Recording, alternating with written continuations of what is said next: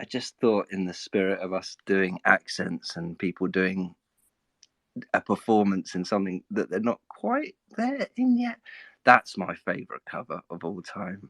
That is beautiful. That's Bruno Mars doing Katy Perry's California Girls. Hello, everybody. Welcome to the movie ranking. Hello. Hey, Alfie. Hello. How smooth that was this evening. You just came in. I invited you to co-host, and it worked. Yeah, hopefully it stays that Fingers way. crossed. Fingers crossed. I had a look quickly on Twitter earlier about trying to fix the bugs or anything that you can do, and I found 70 articles all telling me to turn the app off and then turn it back on again. Hashtag IT. Hashtag IT skills. Hello, Ryan. What's up, brother?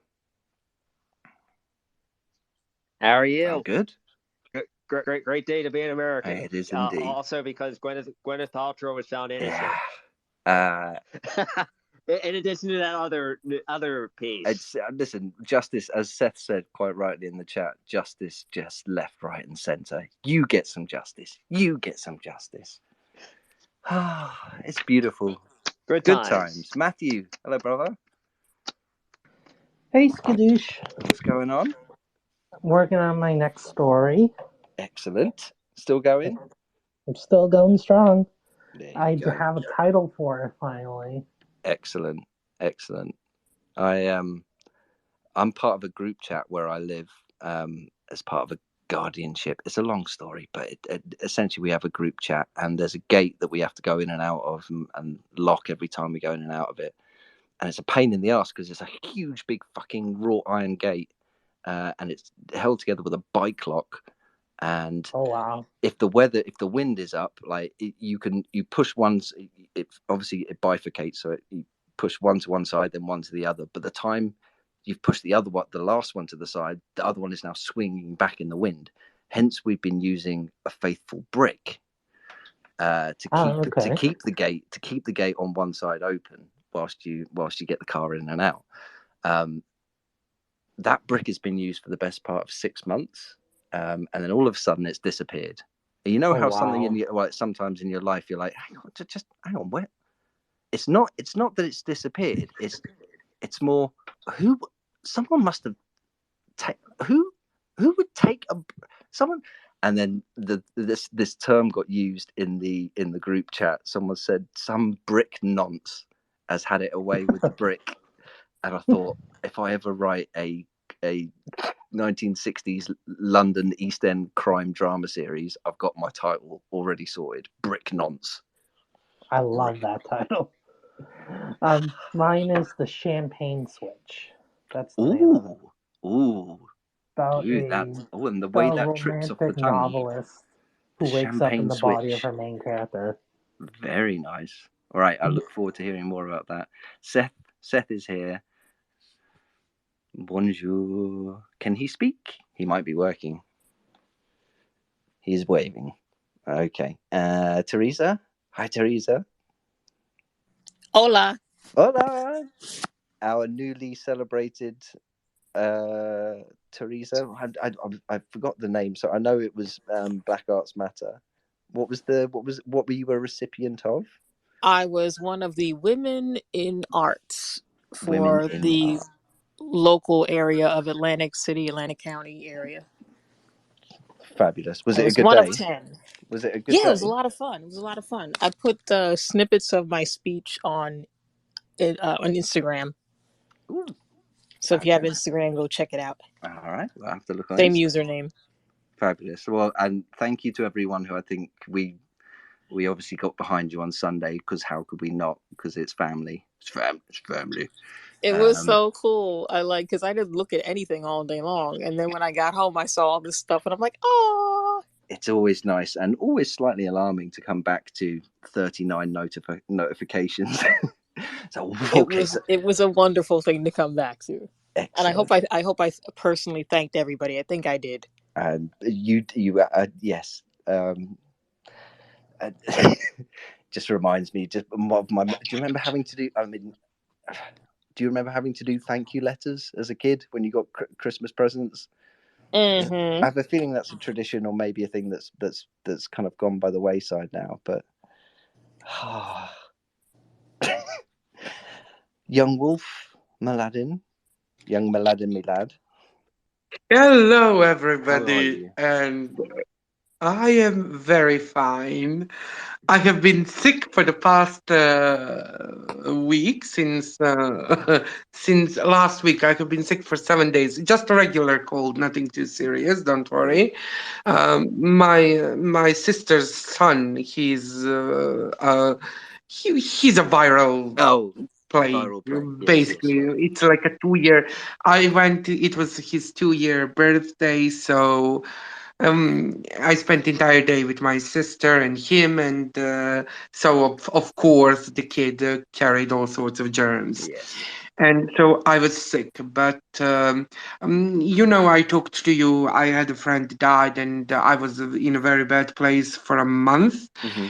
And this week, I mean, I had so many things going on with my life that I literally, when I saw this, I said, okay, I'm going to that space just to talk about about like I have been selected. Unfortunately, it's not a great thing to open a blog in Serbian language about morbid obesity. Okay.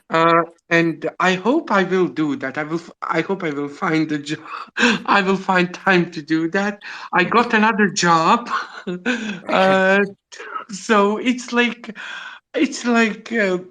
giving the life has given me so many things to do, and I'm so happy. And Do you some of do my you in do you my watch do you watch Ted Lasso? no, I haven't watched that Now, if one. only you had. There's a scene in the, I think it's the first episode of the new series, where a young lady who has now just started her own PR company closes the door, closes the blinds, and bursts into tears and says, I'm so fucking busy. I have to schedule time to cry. Yeah, but it's like I don't know. I like work, and I tend to. I mean, since medical school, I tend to just be in some sort of a chaos. So I really like that. I have some calls from Turkey. I Mhm. will be going to Turkey probably this summer or this autumn, to Istanbul and Ankara. Some of the friends I know, they're actors, they're great people, called me to see their plays, and Oh, fabulous. I do some reviews of the Turkish TV dramas and everything. But Mhm. yeah, life is becoming like I don't know. It's Hectic. like yeah, yeah, hectic, and it's amazing. And Matthew, uh, champagne switch, if I heard that correctly. You did. The definitive champagne I switch. want to read that. Thank you. I mean, I have no idea what's happening, but I have this bad tendency to decide the books, the movies, and everything based on a title. It Like, if, sounds. It sounds. It's got two. It could either be. I mean, it sounds like a. I mean, either quite a painful sex move, or I don't know. Well, oh, have you seen? again, Oh, it's about the author of a romantic novel who wakes up in the body of her male main character in the story. Oh, like a your name kind of. Oh, it's a body switch kind of. Yeah, oh, that's nice. Have you watched? There was a TV show, Dirty Sexy Money. I think it was Peter Krause yeah, played. I've It was heard of like it. two, and there was like Italian banker sex scene, and they all joked like who the Italian banker is. And there was this guy.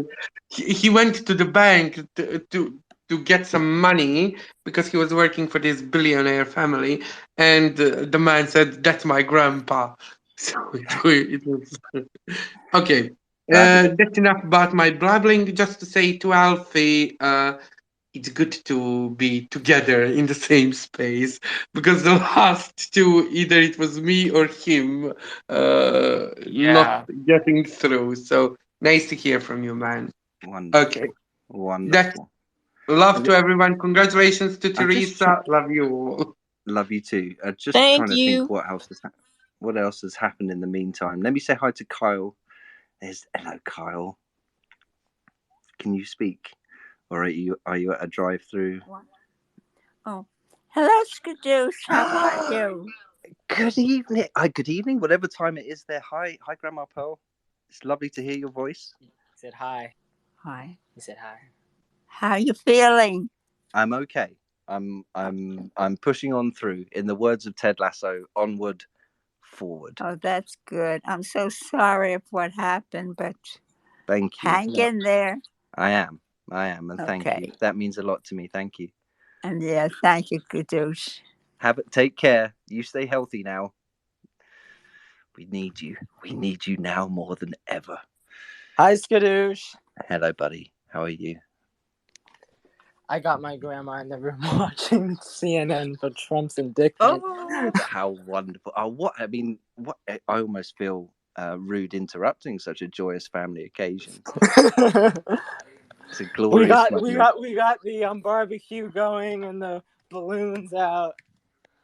Wonderful. For anyone who doesn't know, Grandma Pearl, that is Carl's grandma, and she's 103, and she is a sweetheart.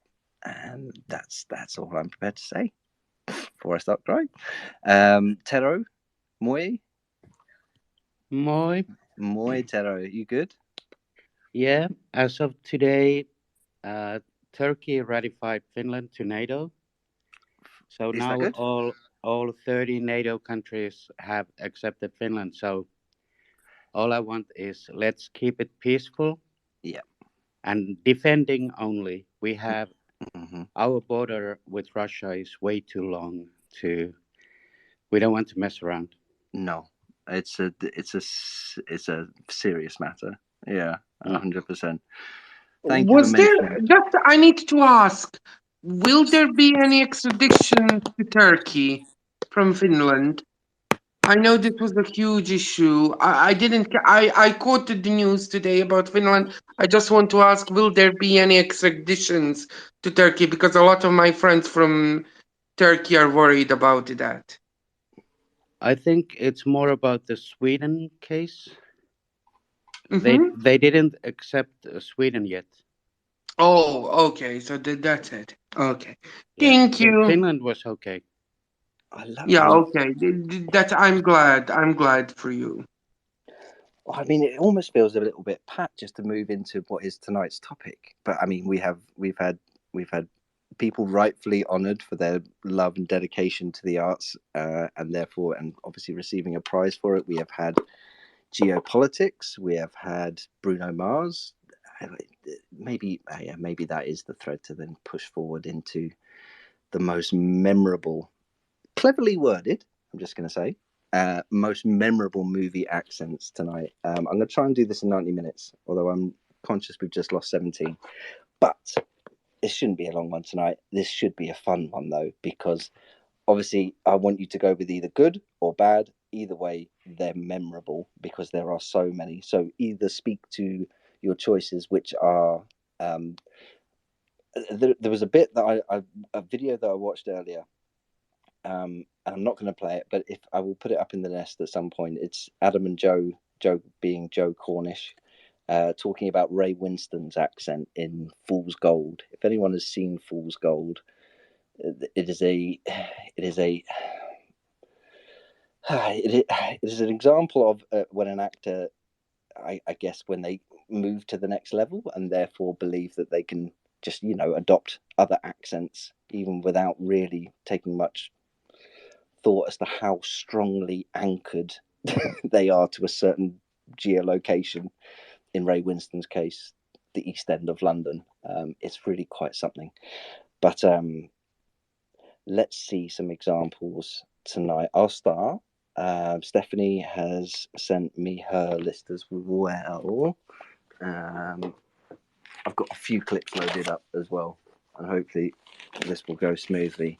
But okay, Steph, let's start with you. Your number 5.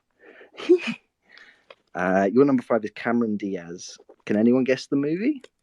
I'm just going to throw that open. Gangs of New York has to be. Yeah, no, it's 100% Gangs of New York.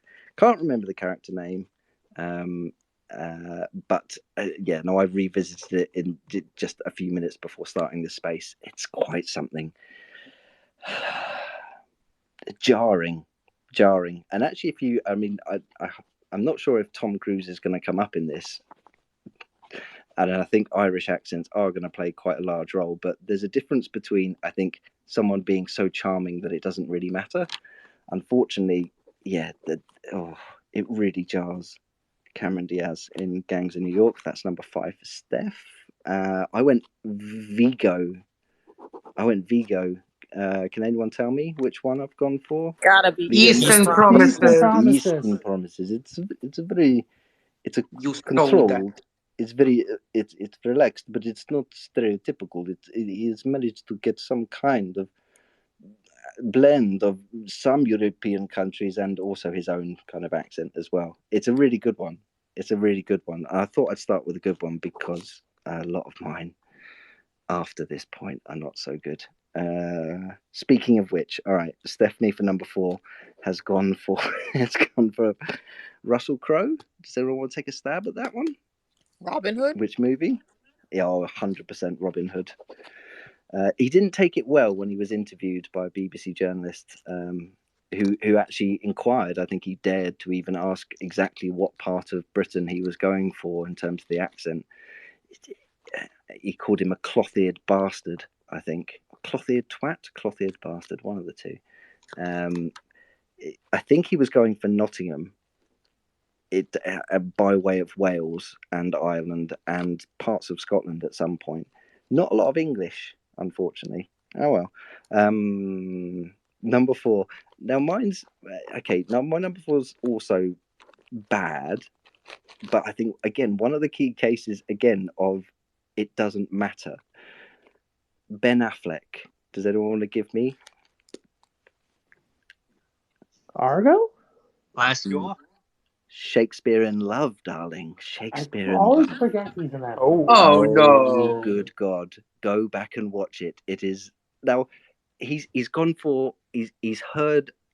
I think he's heard the voice that he wants to do, and he's gone. I'm just going with that. I'm not going to actually get a vocal coach or spend time actually working on it. I'm just going to go with this.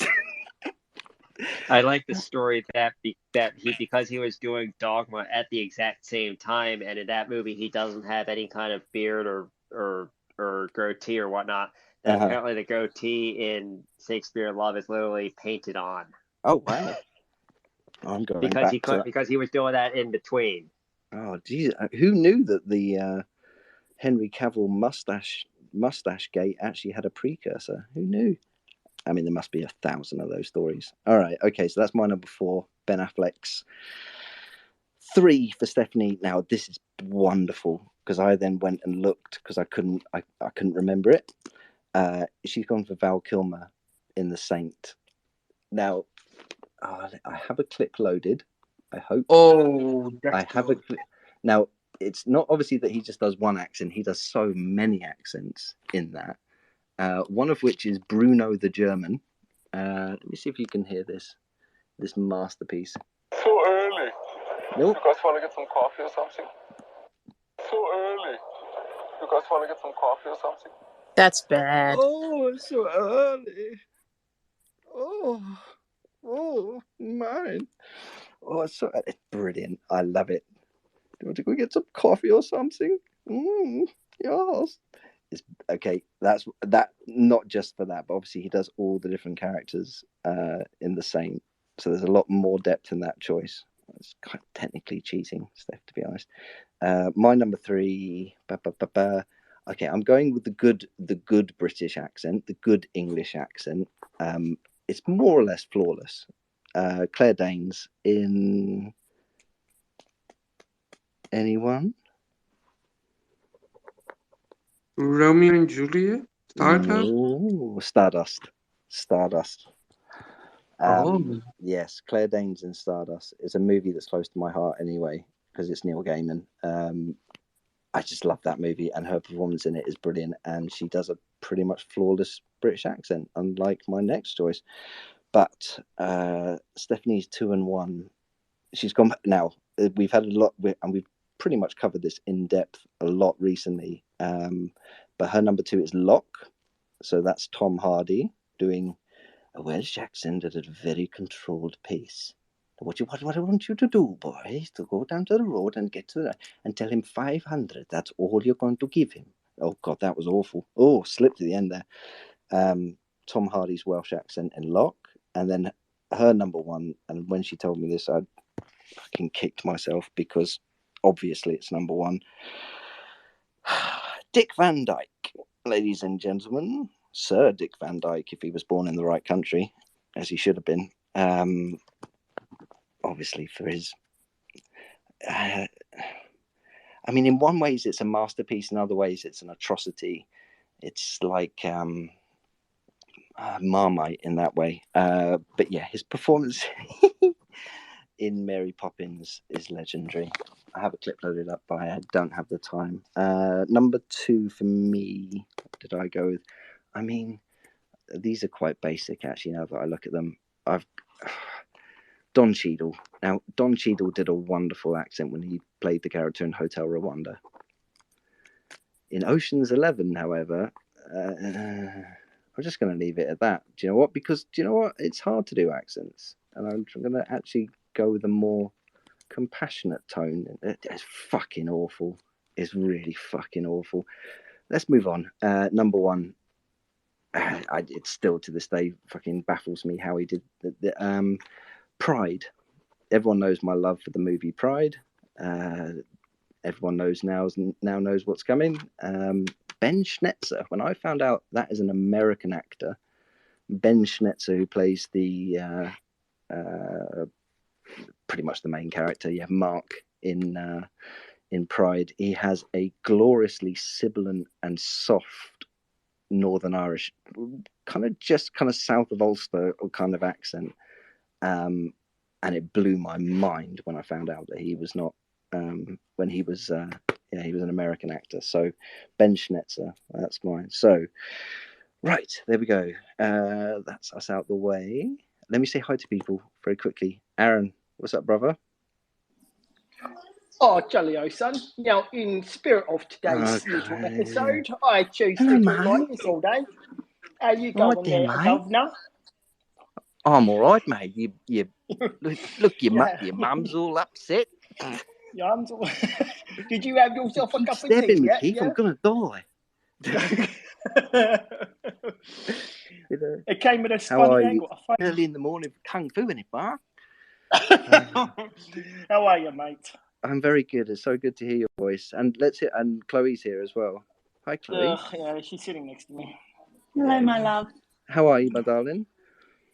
Yeah, not great, but I'm surviving. Oh, you've got like I don't know what the effect is, but when you speak, you've got like this megaphone vibe. It's awesome. It sounds like you're Bane doing the speech in Dark Knight Rises. Maybe I am. Yeah, that's better. How are you? You okay? Yeah, I'm surviving. Okay. I know this isn't really your type of thing. Have you got a list though? I'm working on it. Okay, I'll give you time. Thank you. I appreciate the work. I just told Steph that I'm possibly stealing some of hers.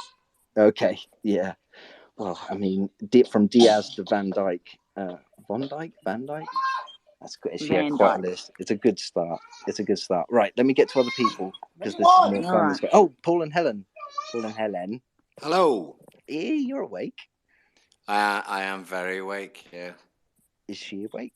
She's flat out. Oh, now I'm downstairs. That's how flat out she is. I thought you were speaking with a little too much confidence. Yeah, well, I've been calling bingo numbers out tonight at school, so. Really? Yeah, the whole night. Yeah, bingo. Yeah, you know. Did you go with the what's the word? PG rated? Oh, you can't. There's some things you can't say anymore. Two little ducks. I was about as far as I could get away with. PC gone mad. Mad. 88 and 69 and all that jazz. Yeah. If I remember correctly, in the series Brassic, if you haven't seen it, Domo does. I think he rattles off 8 or 9, which are just pure filth.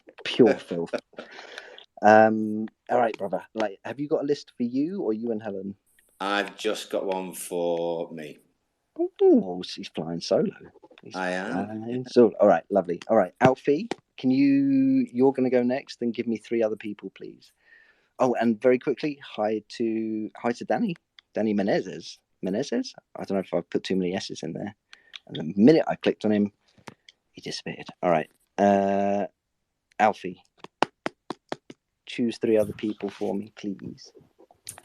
I'll go. So, yes, of course. I'll go. Who else? Let's see. Aaron, I don't know if you need to leave later. If you want to go right now. No, I'm at home. I've got today off, but I've got a list, so it's totally up to you. He's a man of leisure. You can go. Sorry, Alfie, I interrupted there. Who are we going with? Alfie and Teresa. Because I really want to know her list. Okay, all right. All right, well, let's start there. Alfie and Teresa, back to back. Mano at Mano. You start, Alfie. Where are you going first? My number 5 is Tilda Swinton, Yorkshire accent in Snowpiercer. It's now. I'd love to, if anyone knows the specifics of where, because it is fabulous. She normally has obviously a very cut glass English accent, doesn't she? Yeah, usually, this is somewhere between the Midlands and the North. Like, it might be Hull, it might be Barnsley, but it's very good. Yeah, I think it might be a little hard to pinpoint it, like looking for it, because it's set in a post-apocalyptic train, so it might be difficult. I still think it's somewhere around the Manchester region. I thought that was supposed to be like a Thatcher-esque accent.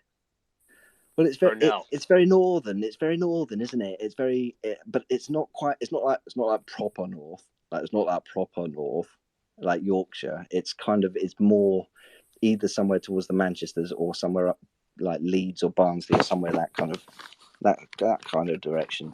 It's excellent though. All right, Tilda Swinton, Snowpiercer. Teresa, your number 5, please. Okay, so I qualified my list by not picking people who played real people, because it's easy to just do an accent based on somebody who was living, because you can just listen to recordings. And then and I don't, to give an example, our good friend of this show, Rami Malek. Friend.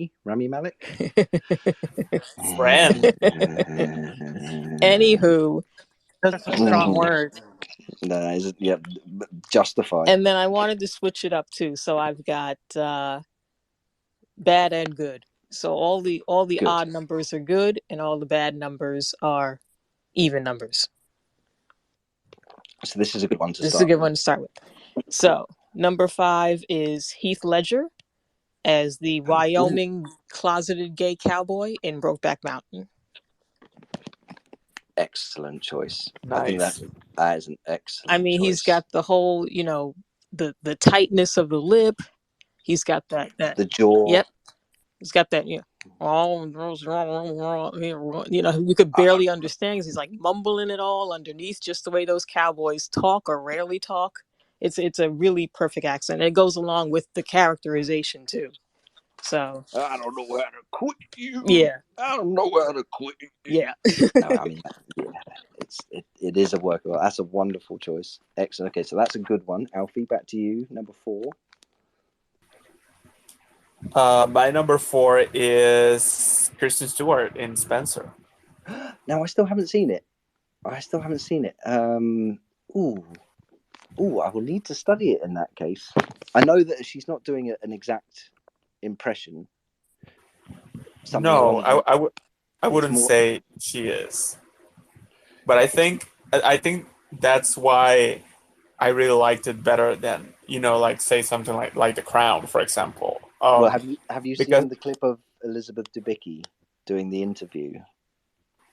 Yeah, and honestly, I wasn't crazy about Debicki's performance, honestly, because what happens with The Crown is that I feel like these actors, they're kind of like mimicking people, and just like and you can feel that they're just pretending to be these people, and it's a little, to me, it's a little bit jarring. While Spencer, it is a very different movie. It is sort of a dreamlike fantasy, so I thought it was a lot better with Kristen Stewart. I thought it was a lot more organic. Sometimes I love that you used that word right at the end there. Sometimes it feels more natural, or it's less jarring when it is an approximation rather than, as you say, an impression. I watched for the first time recently. The fuck was it called? Mr. Rogers, a wonderful day in the neighborhood, and Tom Hanks in that.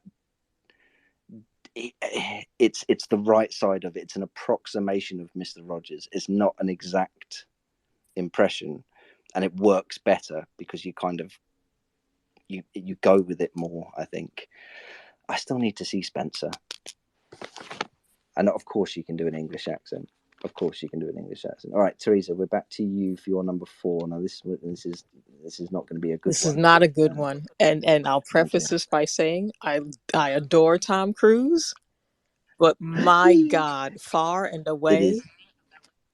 I mean, he literally took the flag and said, "My name is Joseph Dolly, and this is my land." I mean, this is my land. Oh my God. It's like he took a Lucky Charms ad and just recorded it and just, played it over in a loop. So that's how he learned his accent. I actually studied. I looked at a clip before this of when I think it's entitled "Say You Like My Hat." Oh yeah, say you like my hat, like my hat. It's essentially Tom Cruise being Tom Cruise, and then every now and again just bothering to put in a oi or a r. It's not. It's the Lucky Charms leprechaun. It is. It is. I'm sorry, but it is. When you think about how much money is sloshing around in Hollywood, I mean, just pay someone to train you. Take the time, do a bit of work. I mean, he is Tom Cruise, though. This is true. He is Tom Cruise. All right, back to Alfie. Your number 3, please. My number 3 is actually I really only have good accents in my list, honestly. Those are more memorable to me. So my number 3 is Meryl Streep in Sophie's Choice. That's a great one. That's an all-time classic. Great choice.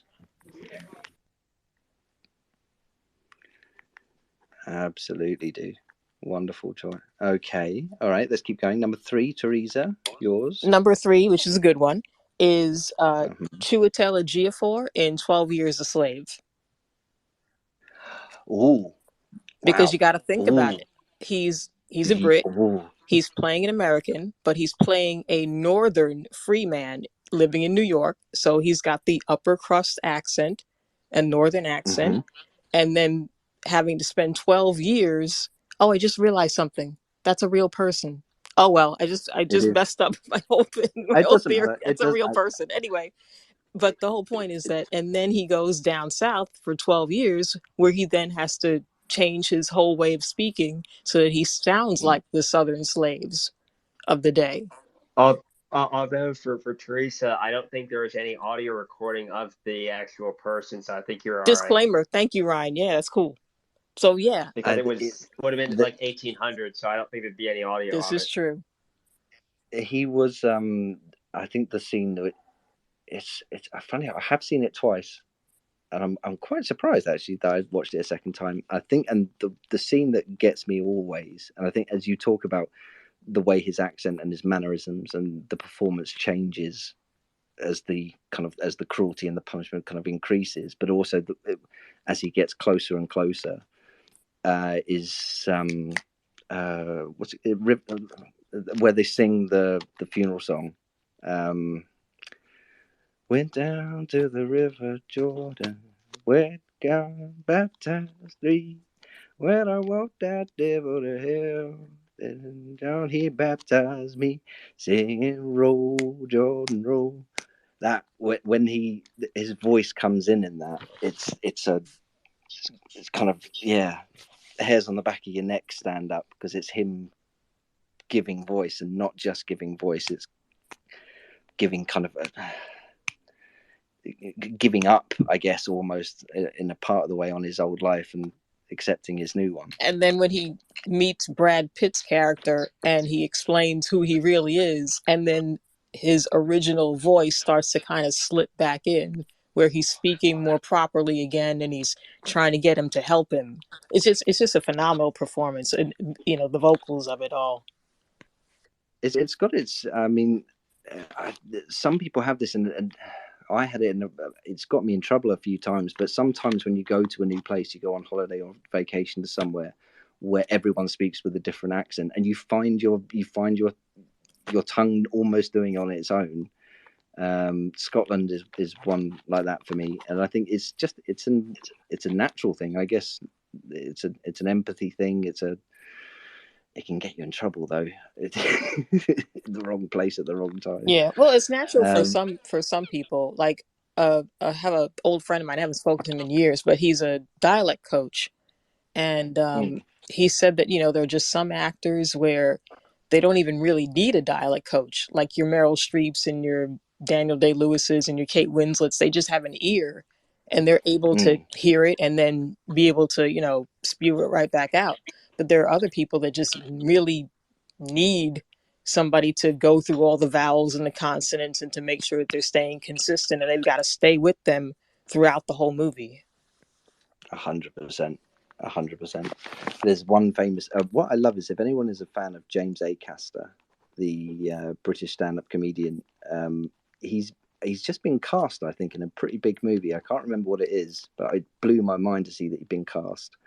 And he's now moving into acting a lot more. He's a wonderful comedian. He's on the Off Menu podcast about your dream menu, by which Florence Pugh was their last episode. And if anyone is a fan of Midsommar, James Acaster had some questions for her and her take on what happens at the end and things. So I haven't seen the movie. Wild Horses, maybe one day. Hereditary, not a fucking chance. Maybe I'll get to watch it. But yes, he's on that. Midsommar is a comedy. Oh, okay, fair enough. Well, in that case, I'm not losing out. But James Acaster is famous for being completely unable to do accents. Hearing him try to do a Geordie accent is one of the funniest things I've ever heard. All right, so that's your number 3, Chiwetel Ejiofor in 12 Years a Slave. Alfie, your 2 and 1, please, bruv. My number 2 is Emma Stone in The Favourite. Ooh, very good. It is good. Oh, it is good. I hadn't thought of that one. Great. It's very good.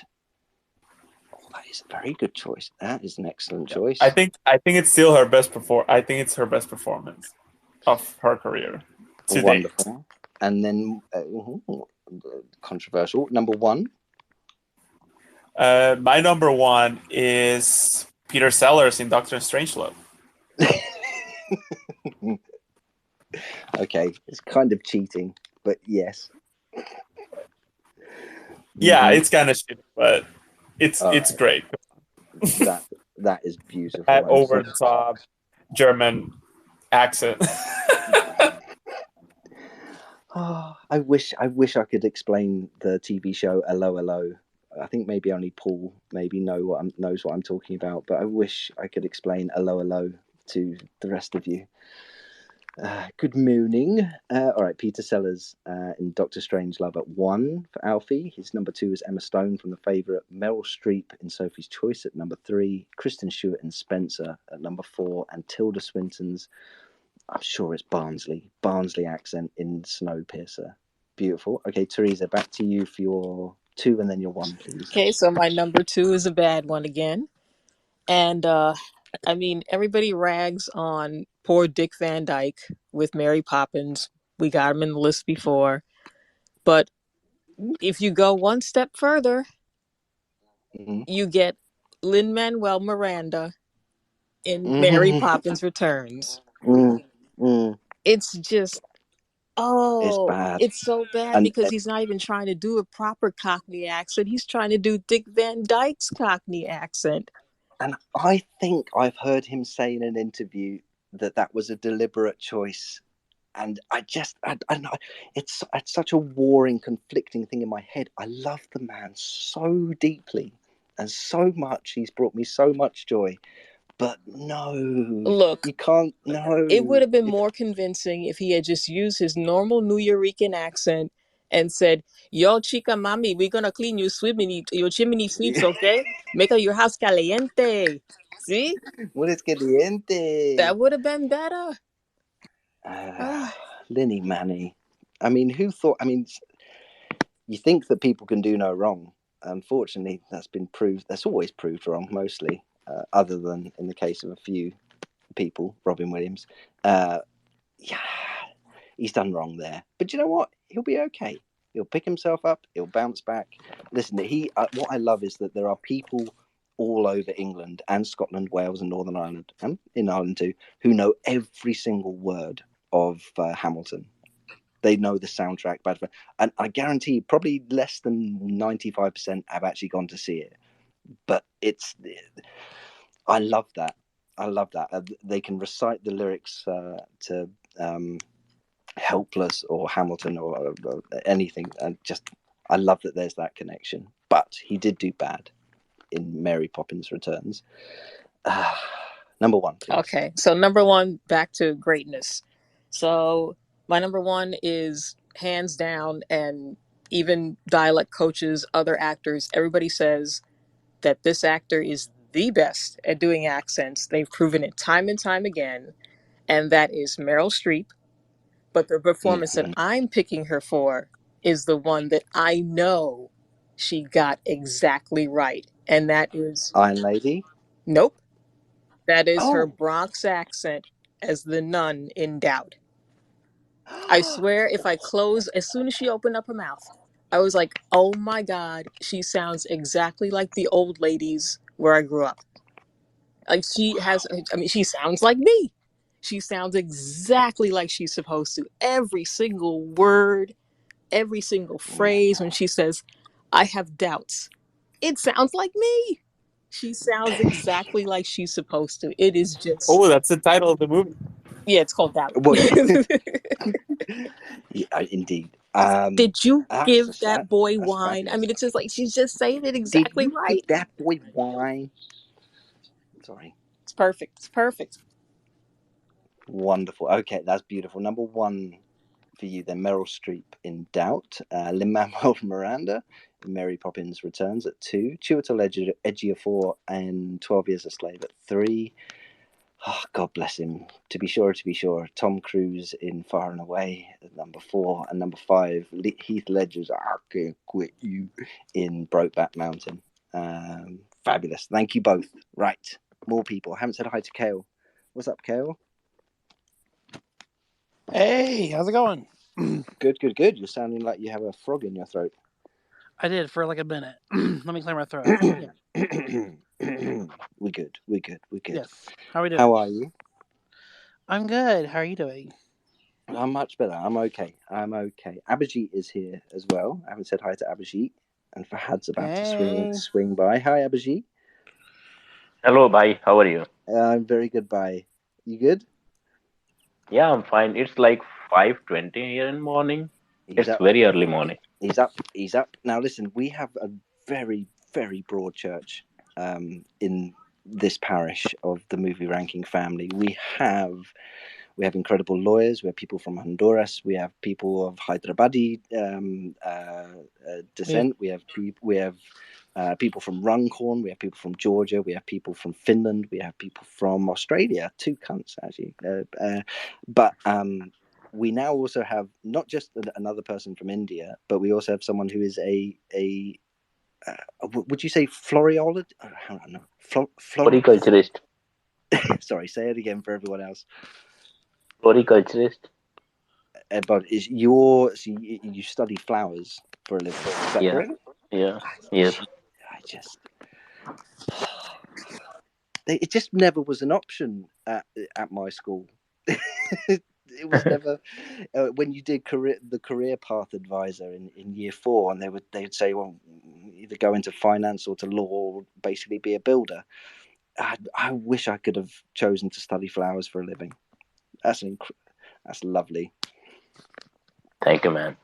Awesome. All right. Okay, I'm going to get to some lists. I need Ryan. Oh, Fahad, you good? Hey, Skadooosh, everyone. Yes, I'm good. Broken fast? Yes, sir. What did you have? A couple of things that you won't be able to pronounce. Oh, look at me. I'm all... I can't remember all my swear words. Do you know what? I can't remember all my Bangladeshi swear words. That's really quite annoying. Amita Maki Balabashi. There we go. I'll go with something more positive. I love you too, buddy. Aww. But, okay. All right. Have you got a list for us? Have you got 5 accents? I do. I have 10, but I'm going to try to hopefully, like bring them down a little Cull. You just go machete, 2 swords. Give me 5. All right, okay. I'm gonna go with Paul and Matthew. Saints. Can I do all saints? There's no Saint Caleb, is there? There's definitely not a Saint Kyle, but I'm gonna go with him anyway. I'm in the Bible. Oh, look at me! I'm in the Bible. I'm in the Bible too. Actually, my name, although for those of you who do know my first name, it's unfortunate. Okay, and I need one more. Aaron, are you I think ready you to said go? mine technically, but Yeah, I'm ready to go. Excellent. All right, we're going to start with Paul, St. Paul. Yay. Number 5 for you, sir. Number 5 for me is Tom Hanks. Oh no. Have you the most recent Tom Hanks?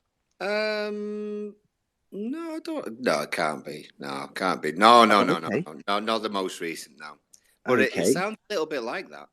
I think it's from The Terminal. Now again, okay. Well, you've got me there because that's the that was the one we said. Do you remember during the Christmas movie space? And that's the one that I said, okay, I'll go away and watch it. And that might have been several months ago.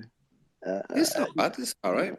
Is it Russian? I mean, he's from a country that doesn't exist anymore, so I can't even tell you what accent it is. I mean, that's technically cheating.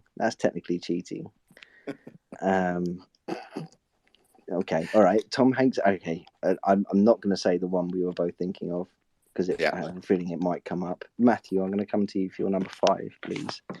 I chose actors with performances that make me forget their original accent. Lovely. So my number 5 is Kate Winslet in Eternal Sunshine of a Spotless Mind. Oh, that is excellent. That's a great choice. Oh, brilliant American accent. That's excellent.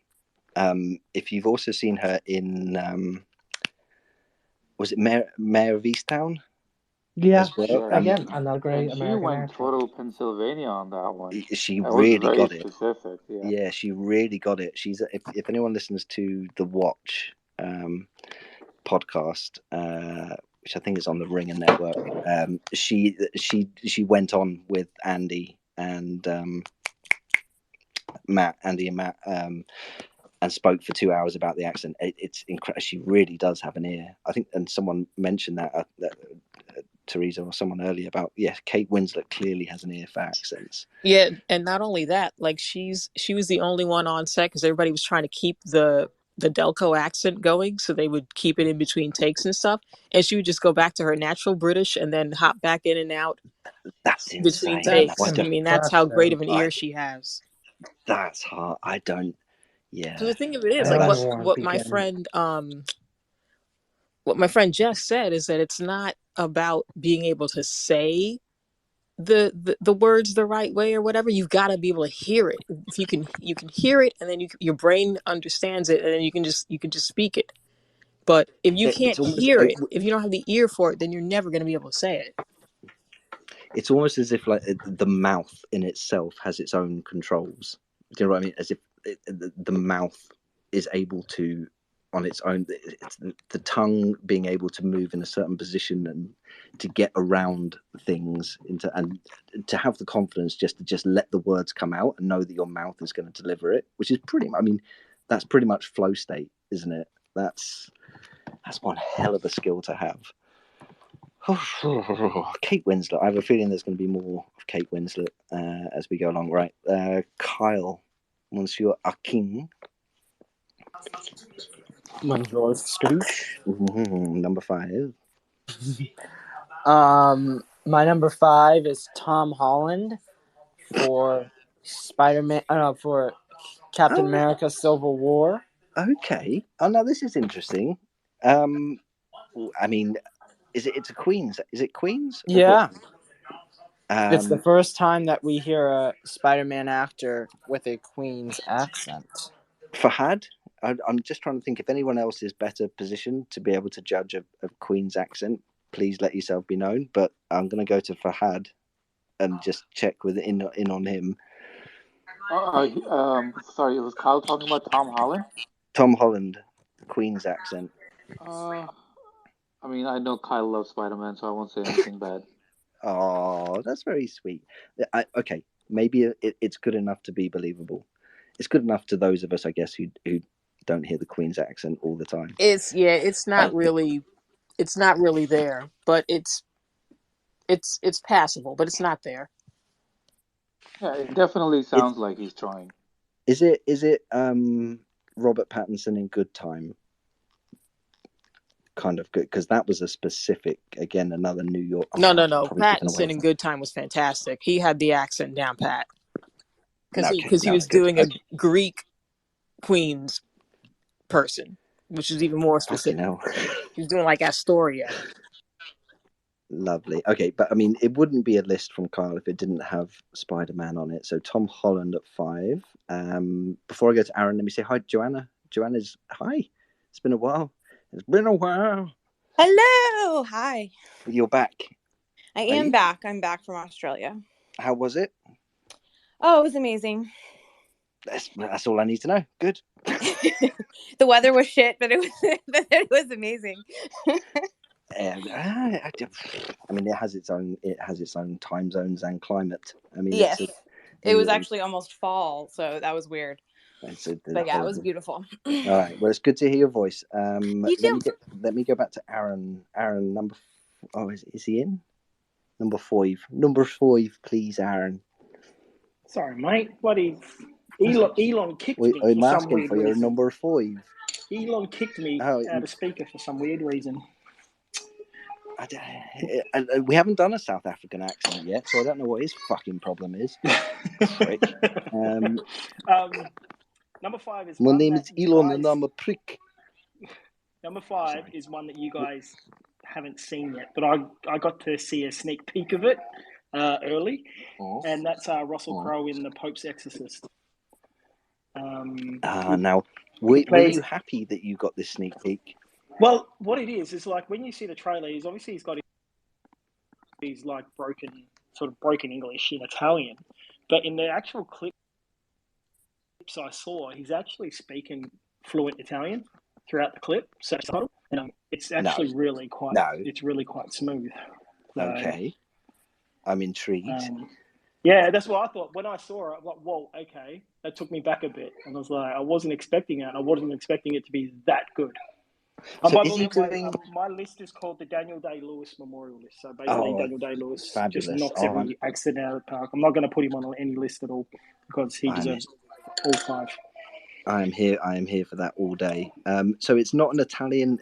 Is it for his Italian accent in its native tongue, or is it for him doing his "Welcome to a world of gods and monsters"? Gods and monsters. No, it's for his Italian accent. It's not for his broken one because it was so weird. It was kind of so weird that again he's so smooth, and then he does his broken one. Like, dude, go back to your normal Italian accent. It makes it more better. I mean, odd that kind of, again, English accents being almost entirely foreign to him. Hence, Robin Hood. I mean, Gladiator was good, but Gladiator was just a middle ground, wasn't it? But Gladiator, he was just being Russell Crowe. Let's be honest. I mean, that's fair enough. Sometimes that's enough. Yeah, sometimes that's just enough. That's not a criticism, but it's just who he is, and it's the sound he makes. So beautiful. All right, we're back. It's a bit of a cop out for 5, but the rest of them I'm pretty confident with. All right, you just wanted to show off that you've seen a sneak preview of The Pope's Exorcist. Can you give us a review, exactly. or are you in? No. I didn't see the whole film. Sony just showed us about 3 clips from it that went for quite a while, and it just piqued my interest. And one of the clips was the scene in the trailer where he's sitting there in front of the other priests, and they're sort of like interrogating him or something. But when he walks in, he's just speaking fluent Italian to the people around him, and it's actually the people that are sitting at the table go, no, we've got people here that speak English, so we have to speak English here. And that's when he breaks out into his Russell Crowe. And that's accent. where the movie goes to hell in a handcart. Who knew that Fellini and Russell Crowe were just born in the wrong eras? They should have been. You would never know. What could have been? What could have been? All right, brother. Thank you so much. Number 4 for Paolo One Chop. Indeed. I've got a Gary Oldman. Which one? Well, my number 4 and number 3 are both Gary Oldman. So, okay, well, let's do them together. Are you sure? Yeah, let's do them together. Number 4 is a Jamaican, and I make a hand signal when I say that. It's actually, I feel, do you know what is weird? It feels like a hate crime saying that it's good. It is good. I think it is good, though, isn't it? Well, the thing about my list is that it's, it's neither good nor bad, or a bit of both, or everything in between. So I think his accent in True Romance. Is anyone familiar with the Trinidadian, or I don't know what exactly the dialect he's going for. I'm familiar with it. It's supposed to be Jamaican American. Okay, I always thought of it as good. It is probably a hate crime. Oh, and also it's kind of supposed to be black. Well, of course it's black. Yeah, I think of course. Tony Scott essentially sold him on the characters that you're a pimp and he thinks he's black, and Gary Oldman says, "Sold. I'm there." I tell you what. The best way to experiment, the best way to test it is to find someone who's not watched True Romance. Just put that scene on, but blindfold them first. Just blindfold them and hear the accent, and then watch it back with the blindfold off. Yeah. Now, Gary Oldman is also number 3 for Paul. It is. Yeah. Are you going for the that accent? That was quite good, wasn't it? I suppose you can't give it away.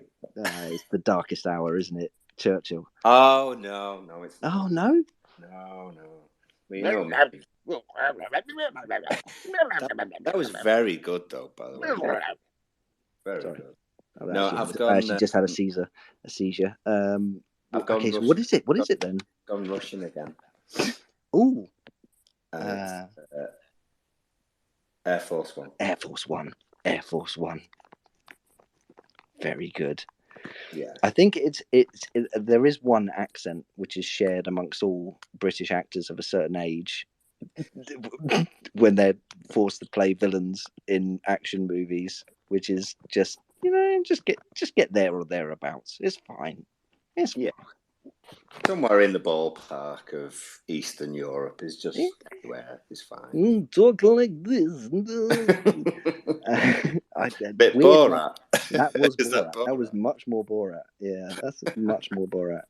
Kazakhstan. I can't remember if that's still part of the Soviet Union. All right, let's go to Matthew. Your number 4 and your number 3, please, as well. Actually, if we're going to go this. All right, my number 4 is Renee Zellweger in Bridget Jones' Diary. No, this is one where there's just no argument. There's no. Yeah. I have a little story. I completely thought she was British the whole time. So did I. I remember the first time seeing her in her interview. I was like, "Wow, her American accent's really good." My brain just couldn't process the fact that she was British. I didn't realize until I saw Chicago, and then watched an interview with her, and that kind of blew my mind. And that's exactly what happened. Yeah, it's stone cold, an absolute killer of an accent, to the point where, I mean, again, British people didn't realize. A huge number of British people didn't realize she was American. That's a great choice. What's your number 3? Meryl Streep, but in Julia and Julia. Wow. I love this. I love this. We've had Meryl Streep listed. It's personally my favorite role from her. Well, one of them. I could go on forever, but it's definitely in my top 5. I think this is just going some way. In some ways, hopefully, we can come out of this evening with a definitive top 5 of actors or actresses who are either very good or very bad at accents. This is looking like Meryl Streep is just head of the pile at the moment, because that's 3 different movies so far. Great. And there's more too. There's more. Wonderful. Okay, Kyle, let's go back to you. Give me your 4 and 3, please. Okay, so my number 4 is Natalie Portman in Star Wars Episode 1, The Phantom Menace. God, Jesus Christ. Technically, you could also say it's Keira Knightley in Star Wars Episode 1, The Phantom Menace. Well, which is it? Hang on, which is it, though? Well, I mean, it's both of them, because they both do the accent, so... All right, okay. Tell me why it's so good whilst I look it up on YouTube, because So let me, it's kind of, I mean, it's like half, because this is only her disguise as Queen Amidala, but she, basically, this is a quote she said back in 1999, that we worked on this accent that kind of goes to older generations of actresses who use kind of an unidentifiable accent. Is it American or is it British? And I watched Lauren Bacall, Audrey Hepburn, Katharine Hepburn. If you look at them, their voices and the stature is so regal, even in their everyday characters. And that's why I modeled it after. Okay, all right. I take the point. I would say that gives you a lot of fucking wiggle room. But there is an accent. There's a transatlantic accent. Peter Sellers naturally spoke with a transatlantic accent. There is a halfway house. There absolutely is. I just all right. I'm going to move on though. Number 3. What's your number 3? Okay, so my number 3. Let's see. So I have some double choices in case it doesn't work. So how does Tom Hardy for Bane in The Dark Knight Rises sound? I love that. And I know he got a lot of shit. But basically, what do but actually, you were born in the accent he was going for, weirdly enough, I know the person he based it on. It's a gentleman by the name of Bartley Gorman, who was a famous kind of Midlands Irish traveller known as the King of the Gypsies. He was a bare knuckle boxer.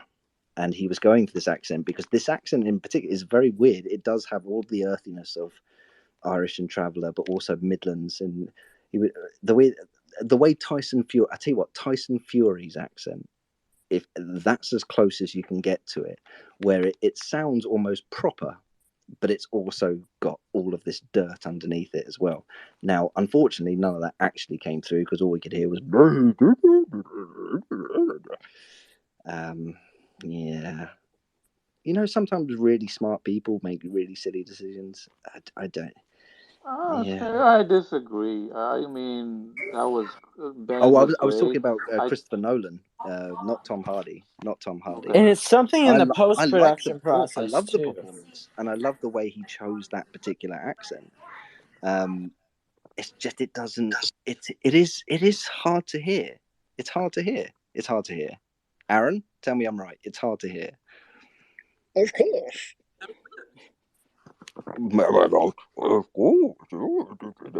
All right. Tom Hardy for Bane in Dark Knight Rises at number 3. Aaron, we're back to you. 4 and 3, please, mate. Number 4. You ready for a hate crime? Oh, always. And why am I in this movie? Maybe I just knew I had to represent. Because they had one good part in for a black man. They gave it to Crocodile Dundee. Oh! Pump your brakes, kid. That man's a national treasure. I just wanted to throw another shrimp on you, Bobby. That shit ain't funny. Hey, fellas, it's hot. We're tired. It stinks. I'm fucking with you, Kangaroo Jack. I'm sorry, a dingo ate your baby. You know that's the true story. You lost a kid. You about to cross some fucking line. Guys, relax. You know what? Fuck that, man. I'm sick of this koala hugging nigga. Tell him it's...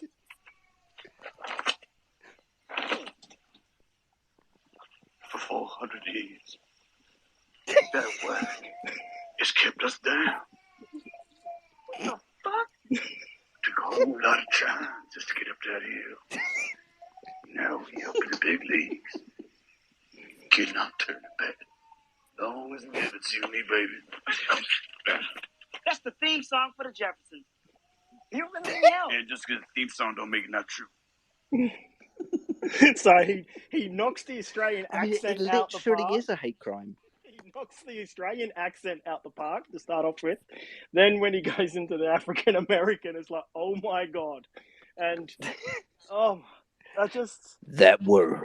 It's been Aaron, you just made my day, buddy. Thank you for that.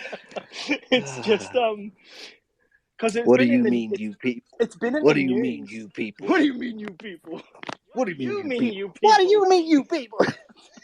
He because he's been in the news lately because people have been trying to get the cancel happening on that film with Ben Stiller, but he's just like, I'm not going to apologize for it. It is what it is. No, because it's it's the truth. It's fucking satire. That's the whole point of it. Yes. It's just it's satire of a satire. I mean, it goes in layers. They can't ever cancel. If you're not clever enough to understand it, just go for a walk and try again later. Basically, that's my advice generally. But his rewind a bit. His Australian accent is actually quite good as well. It's very good. Yeah, it's not too full on, if you know what I mean. That ain't go too ochre. He keeps it actually quite. No, he keeps it quite considered. Yes, it certainly does. And actually, I gotta be honest, I haven't seen Doolittle. I didn't hear good things, but I did hear the accent. Another one of when he hits it really well. He just can't help slipping back. There are just vowels all over the place, just where it just slips back, and it's a bit of a mess. It's a bit of a mess. What's your number three? Speaking of Robert Downey, what do you think about him in Sherlock? Was it accurate? No, that was good. That was excellent, actually.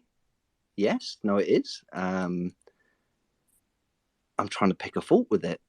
But I hate to ever give praise to Guy Ritchie movies, but genuinely, I mean, I really kind of towards the end of the second one, I was all right, I'm done with this now. But the first one is excellent. The second one is good. His performance is the thing that makes it. It's a great accent. That's a great shout. All right, so we've established Robert Downey Jr. has a little bit of range. What's your three, Aaron? Back to you. The hell is this? Good cop, bad shit cop. Who's the Riddle? Riddle? How should I know? Make it easy for you, Oz. Cops caught you doing something. They were gonna shut you down, put you away, so you gave up a bigger fish to save your ass. Right, that's self-promoting. This drops operation. The cops, the city officials, the mayor, and the DA, they got greedy, right? Wasn't enough of big career making bust. They wanted to take over the drops business too, but they needed a minor league mope like you to run it. You don't just work for Cowboys, I'll call it. You work for them too. What are you, crazy? That's why you killed the girl. I didn't kill no girl. I know she worked for you at the 44 Below. There's a bit of speeching happening there, but that's my man Colin Farrell. Hang on, who are you going for? Are you going Farrell. for Pats or for the Farrell? No, Colin Farrell. Go on the Irishman, putting on the nice. I don't know what. Teresa, what is that? Brooklyn. That's a New York. That's a New York. Brooklyn kind of. That's a New York accent. New York. Fahad. What movie is that from? I don't That's remember. The Batman. That's the Batman. That's Colin Farrell as the Penguin. Oh, that's the Batman? Yeah, he was pretty good in that. Yeah. It's weird when he does English or American accents, it kind of jars a little bit, but he nailed that one. No, you're absolutely spot on. Okay, that's another good two from you. All right, let's bring this home for you four. Let's go back to St. Paulo, one chop. Hello. 2 and 1, please, brother. Oh, Helen's also half awake. She wants to say. Hey, you good? Buddy. Yes, good, thank you. How are you? Very good, very good. Go back to sleep. It's okay. He's got this. He's got this. You can trust him. You can trust him to do this. Mainly just this. Mainly just this. He's got this. He can do this. You haven't heard the next one yet. All right. I mean, so far it's been okay. All right. No, yeah. The jury is still out, brother. Let's keep going. 2 and 1. Well, you know me. I'm just doing it as I see it. I'm not looking for votes. Good. Good, because there is none. No. I said in my perfect English to a teacher. Yeah, I'm gonna cheat massively here. Well, say cheat. I'm gonna throw a big ball. Haymaker. Yeah. I'm gonna go for Michael J. Fox. and every accent that he does in Back to the Future. Now, now this might be cleverer than it seems on first. much like the person who's delivered it. Now that's quite interesting because okay, give me the different options. So it's mainly from 2 and 3. So he's doing a Western accent. No, well, Western? no. In 2, he does his son's voice.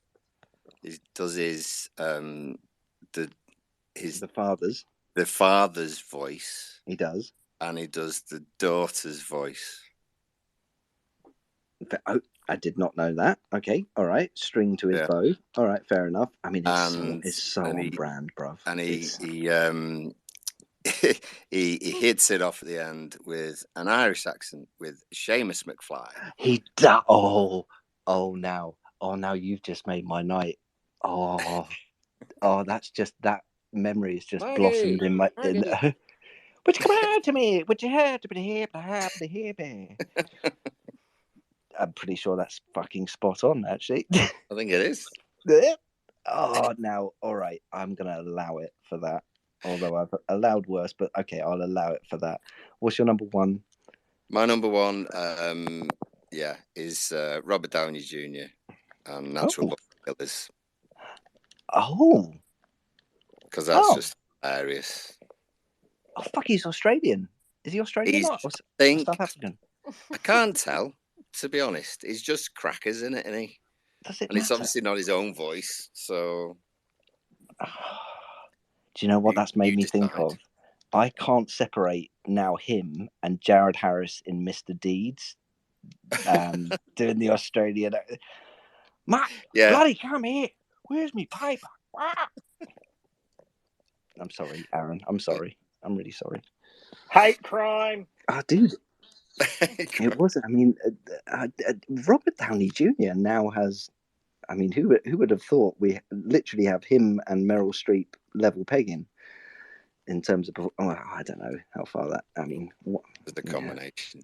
It's a great one. All right, so Robert Downey Jr. in Natural Born Killers at 1, Michael J. Fox in Back to the Future for all of the accents, to be sure. At 2, number 3, Gary Oldman is the Russian in Air Force One. Gary Oldman, I'm definitely not doing that. In True Romance at 4, and Tom Hanks, another kind of Eastern European, number 5. All right, Matthew. Thank you, Paul. Helen. Thank you. Good night, everybody. You both. You have a lovely weekend. We'll do another space as well, so we'll talk. But have a good weekend. Have a good weekend. Take care of yourself, brother. Peace and love. Love you both. Matthew, 2 and 1 for you, please.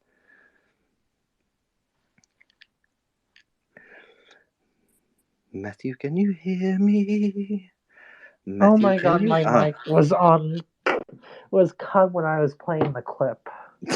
Okay. So I'm just going to say in my number 2 at this point, it's Forrest Whitaker in The Last King of Scotland. I'm so glad someone did this. I'm so glad. I had to. That was a brilliant performance. It's actually one of my top 5 favorite Oscar-winning actor performances of all time. The way that he laughs when, and I won't do the complete spoiler, but the moment where let's just say him and James McAvoy have to use a baseball bat to alleviate a medical problem. Yeah. In that movie, the way he laughs is, again, there's much more. There's much more to an accent and to a performance than just the voice and the tone. It's a whole physical performance. And Jesus Christ, Forrest Whitaker as Idi Amin. Yeah, it's brilliant. It's amazing. And my number. A tour de force, one would say. Yeah, I would agree with that.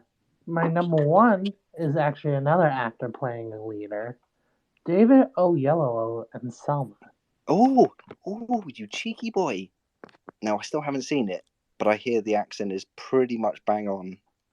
Like you forget he's American. I mean, you forget that he's British. You think he was born in America. There's a great documentary series on BBC over here I can't remember the exact title of it, but it all is centered around black art and the way that black actors have been used and abused almost throughout Hollywood and during the generations. And there's a great quote from Delroy Lindo, and it's Delroy Lindo looking straight down the camera saying, if you've seen it's right off the back of someone else saying at the time there was a lot of pushback with British actors, especially British actors of colour, getting roles playing American icons. Yeah. And Delroy Lindo looks straight down the camera and goes, get the fuck out of here. If you've seen, he said, you've seen David Oyelowo in Selma, get the fuck out of here. It's brilliant. Yeah, that's a great one. That's a great choice. I really love them. I really love everyone's lists.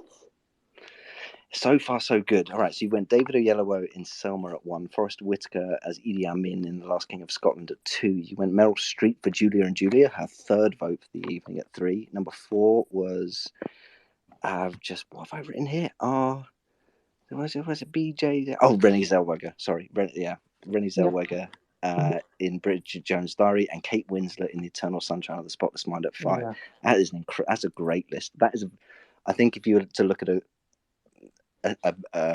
list that perhaps focuses more on technicality, that's a stone cold list there, Matthew. Excellent work, my friend. I do have to head out. One of my friends have been sick the past few days, so I want to check up on her. Prepared to release you. Alfie, I've got a lot of people requesting, but I can't. The only option that it gives me is to cancel them. So I've got. Yeah. It's because we don't have any mics right now. Well, okay. We have Matthew right now. Hashtag admin, but we'll keep going. I'll drop down the listener so somebody else can pop back up. Thank you, T. Much appreciated, my darling. Okay, Kyle, come here. Give me a hug. And tell me who's 2 and 1.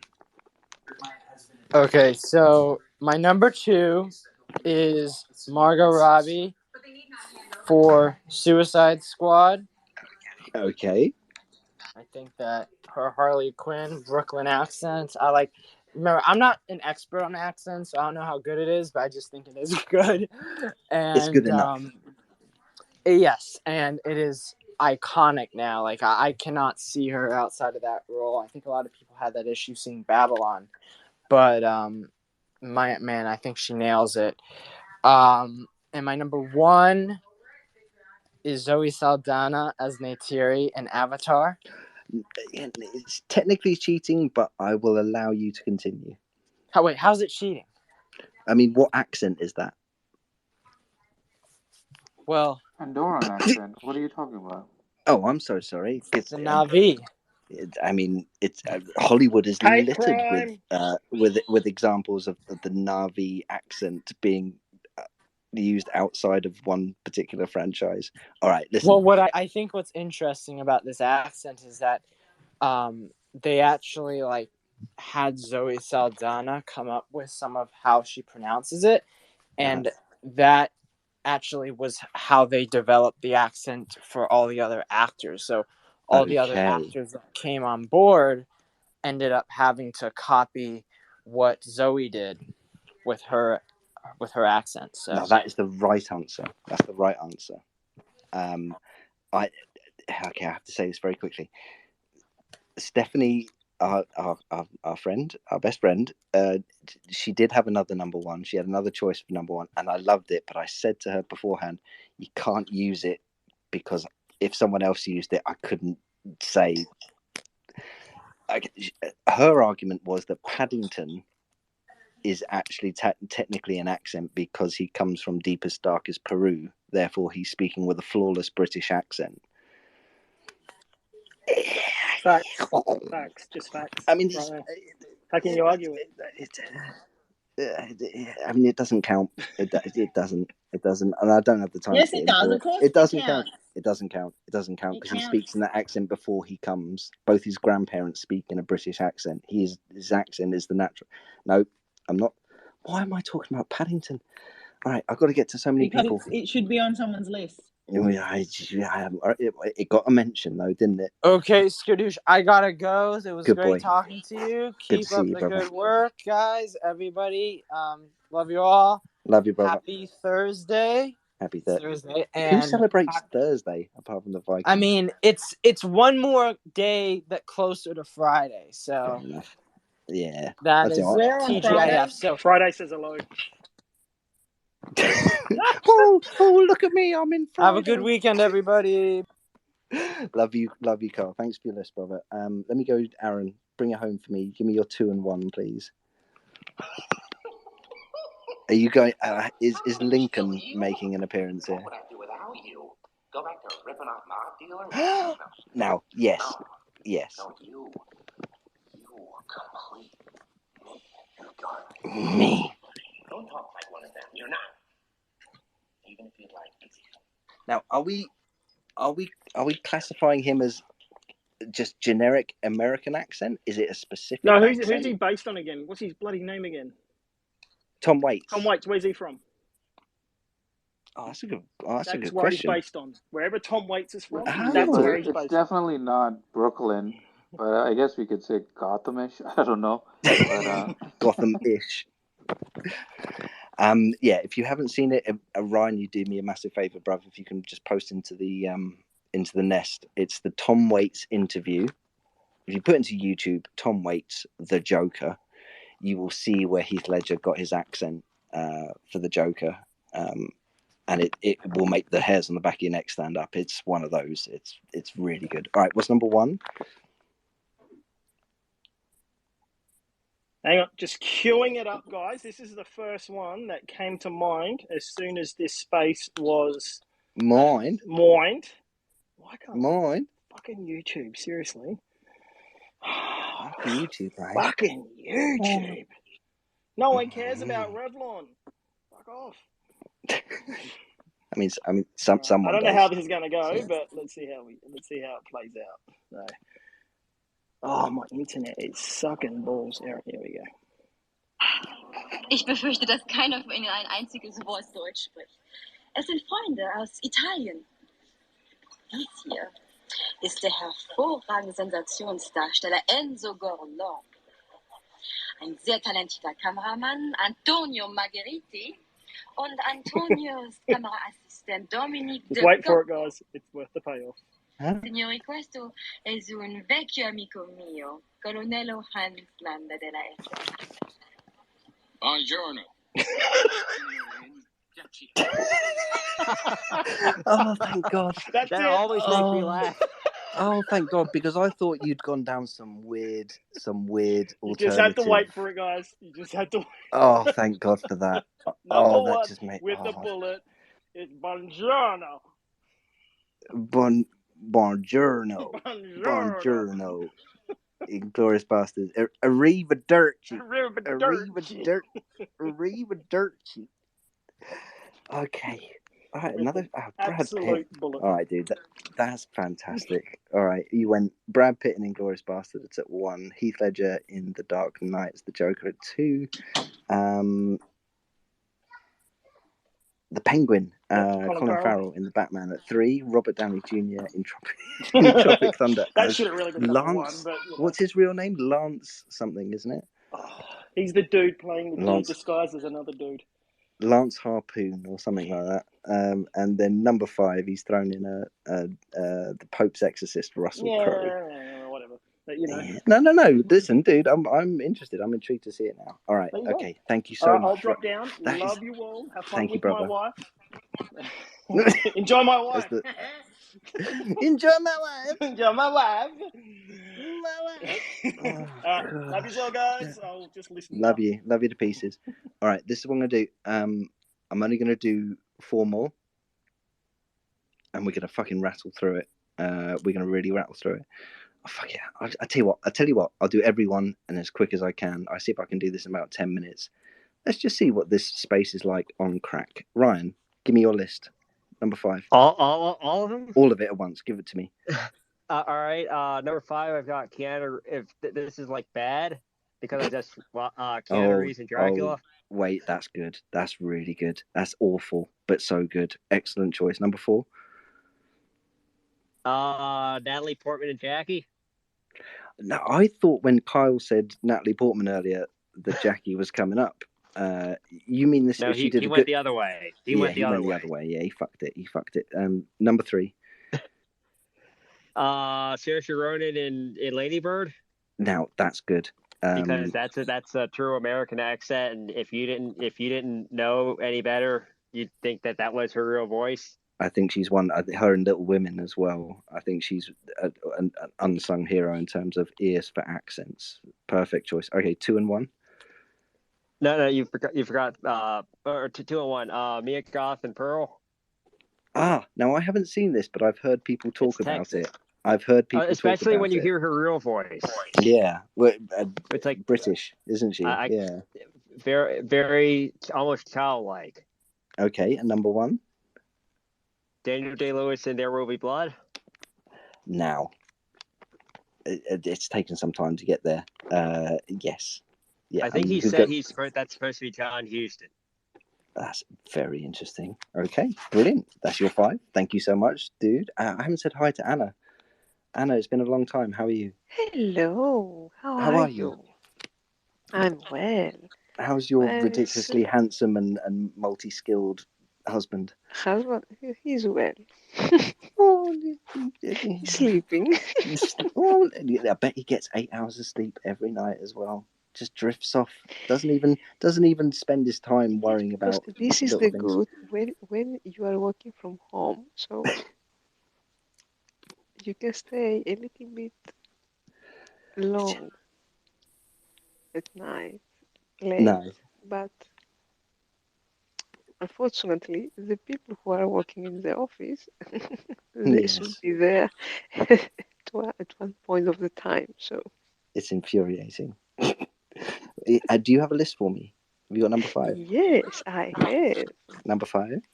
Number 5, the man from Uncle, Armie Hammer. Armie Hammer. He now that's a Brit. Did he do the British accent in that? I never saw the movie. He was doing the Russian accent. Aha. Okay. He was a Russian spy. Excellent. Okay, so Armie Hammer did something good in his life. He did a good Russian accent. Number 5. What's number 4? Number 4 is a Big Greek Fat Wedding. Oh. It's Andrea Martin. I still have. She was playing the aunt. Big Fat She's a Greek. legend. Andrea Martin is a legend. Dude. That's a great shout. So Big Fat Greek Wedding. She was playing the aunt. Excellent. What's number 3? Very good accent for someone who is not Greek, I can tell you. Excellent. What's number 3? Number 3 is Dracula. Gary Oldman. Oh. Okay, a 2 for Dracula in that case. Gary Oldman, because he did a very good Eastern accent. Whilst literally chewing the scenery. Yeah. But I like. Well, it's only for the open. Because, fair enough. Because when he plays the human form, it's more restrained. It's not that I am Dracula. Dracula. Yeah, he gave it some welly. Let's just say that. All right, it was 2 and 1, please, Anna. And while Keanu Reeves is doing like stoner. I am a vampire hunter. What's 2 and 1, please, Anna? 2 is 12 Years a Slave. Ooh. Michael Fassbender. That's because he had to do South. The accent in the South. Yeah, he did. American South accent. I thought Benedict Cumberbatch, both of them were spot on. Yeah. As no, it was. It sounded very authentic. Great. And what's your number 1, please? Mm-hmm. Number 1 is Leap Year for Matthew Good because he did a fucking awesome Irish accent. Did he though? Did he? Yes, he did. No, he didn't. Did he? I don't. Yeah. Did he? I wish I had an Irishman to hand. I mean, my mother's one, but I won't bring her into this. You have one. Where is Riley? I'll speak to you in the DMs. I'll chat to you in the DMs about. Okay. But yeah, Matthew Good's. Don't bring leap year into this. All right, okay. If you think he wasn't good? If you think it's good, and you got some joy from it, then that makes me happy. So your list is Matthew Good and Leap Year. Michael Fassbender in 12 Years a Slave. It's a great choice. Dracula, Gary Oldman at 3. Andrea Martin in My Big Fat Greek Wedding. At 4. And Armie Hammer's Russian accent at number 5. Fabulous. Lovely. I'll speak to you in the DMs, Anna. Thank you so much for your list. It's really good to hear your voice. And give my love to Mark, the bilingual, sexy bastard that he is. Seth. Hello, I'm here and I'm on crack. I'm ready to fly through it. You ready? I want crack. Sorry, that right, that could be misleading. Sorry, I want crack. Number 5. I'll give you all the crack I have. Hashtag crack. President Muffley from Dr. Strangelove, Peter Sellers. 100%. Yes. O'Neill from Snatch, Brad Pitt. Oh, which only a few people. Nope. We're on crack. We're on crack. Brad Pitt again. Randy Chandler, Manchester by the Sea, Michelle Williams. That's good. That's a great choice. The only Massachusetts accent worth listening to. Number 2, Bert the Chimney Sweep. Oi!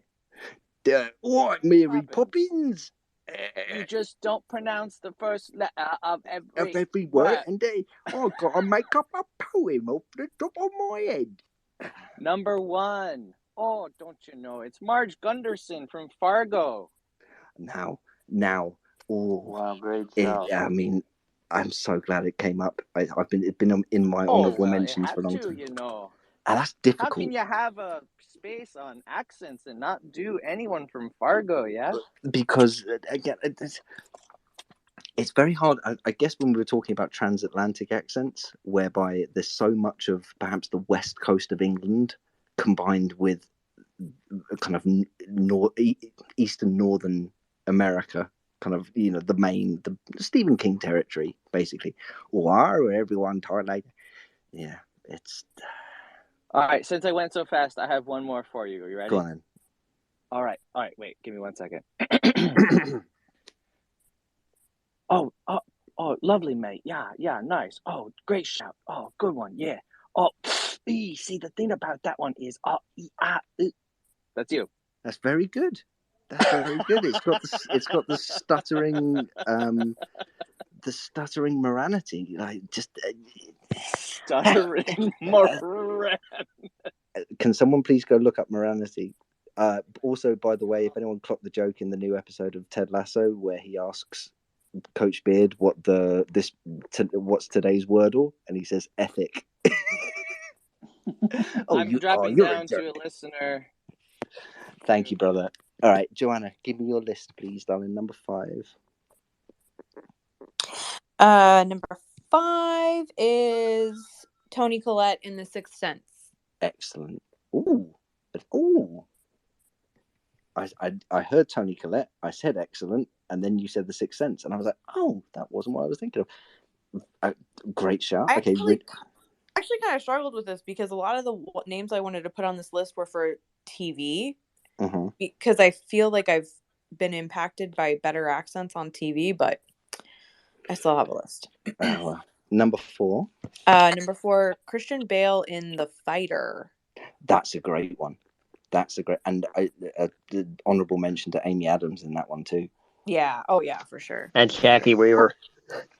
Now she went where Keira Knightley didn't. Although again, Boston Strangler, a big fan. I would recommend it. It's a good movie. What's your number 3? Bale, another one with a range of accents, by the way. He does, and obviously, this is something that might blow your mind. His natural accent, although he's lost it now, same as Tom Hardy. His natural accent is Welsh. He's very much a Welshman, like Tony Hopkins. Has he ever used his real voice in a movie? Empire of the Sun is probably the closest you'll get to his natural. Although, so when he was a child. Yeah, when he was a child, and yeah. Right, number 3, please, Joanna. Number 3, Andrew Garfield in The Social Network and Yes. 99 Homes. Ooh, now is because it's a generic American accent, which is very convincing. He just pulled that off so well to me. It was like listening to somebody in my old neighborhood as a kid. I was impressed by that. I didn't know he was British when I first saw. I'd never heard of him first time. So I think most people, and the obvious one, although we can't do it, is TV. Is Idris Elba. His Ryan, that's for you, isn't it?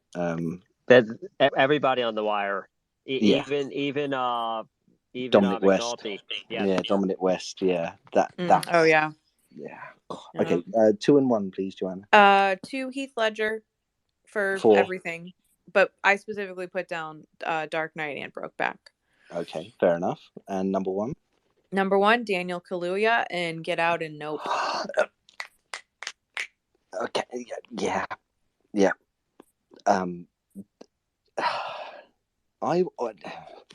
With Nope, I was wondering why the fuck is this movie called Nope? And I think most people watch that movie going, why the fuck is this movie? And then it comes. Mm-hmm. Yeah. And it's like, yep, nope, yep. And he delivers it so well. I mean, he was great in Get Out, and that's why I put them both, because I think the accent is amazing in both, but Nope by far to me is Nope, yeah. Okay, wonderful list. Thank you so much. It's good to hear your voice. Kale, give me a list, please. Kale. I'm here. Give me a list. Okay, I don't have crack, but we will make this as quick as possible. That's all right. I've got the crack. You bring the wine. I bring the crack. This is a bad Thursday evening. Jesus. Okay, you really need me. Okay. Okay. So number 5, I also had Heath Ledger on my list for The Dark Knight. Wonderful. Okay. But really, you can do like any American movie he's in, because I mean, his American accent is incredible. Weird that he keeps his Australian accent for 10 Things I Hate About You, and it doesn't fucking matter. In fact, who cares? Who cares? Exactly. And okay, yeah, great start. Number 4. Number 4 is Rosamund Pike in Gone Girl. That's I had a feeling she was going to come up. Excellent. Well, it's just layered because she goes from American, like the characters, or just a typical American accent, and then Southern, like not even Southern, just like Southern, like almost trash level. Just slips into it. Yeah, absolutely. So, kudos to her. Number 3, I put Saoirse Ronan in for Little Women. Oh, another one. Excellent. Yeah. Yeah, because I knew a lot of people would go for Lady Bird or something else, so I just went with Little Women. And then Kate Winslet for Titanic. Jack. That movie messed me up because I never would have thought in 1,000 years she would be British. There's room on the boat, Jack. Yeah. Here was this boat to take me away in chains, like a slave. Although not actually like a slave, more like a very rich person with a gorgeous hat. I don't know why I'm doing her as British. I can't help it. Good grief. Okay. And then this is gonna. Okay, I must preface. I had like 5 minutes to make this list. Yeah, so the only accent I could come up with that I thought was great, or I thought was memorable, that was worthy of being number 1 is Austin Butler and Elvis. Now, poor old Austin Butler. His time will come, and I kind of felt a little sorry for him because it kind of felt like he might have nicked it at the Oscars. And do you know what? I'm kind of happy that he picked up a lot of stuff in the run-up to the Oscars, because that felt about right. It's an incredible performance. The accent, as most people say, I don't think he's dropped it quite yet. I think he's still clinging on to it. And yeah, look, I'm sure there are so many other great like accents and whatnot. Like, I mean, I've heard some of them. I've been in and out of service, but I've heard like some really good like ideas and ones. Aaron, you really, really nailed it on your list. But by the way, with Tropic Thunder, that was a nice catch. By the way, uh, but like I must say, like this, but I was just like I'm still remembering that accent. Like, yes, I know he's been doing the Elvis impersonation throughout the Oscars, but I mean, there's just something about that where it's like, no, he really he nailed into it.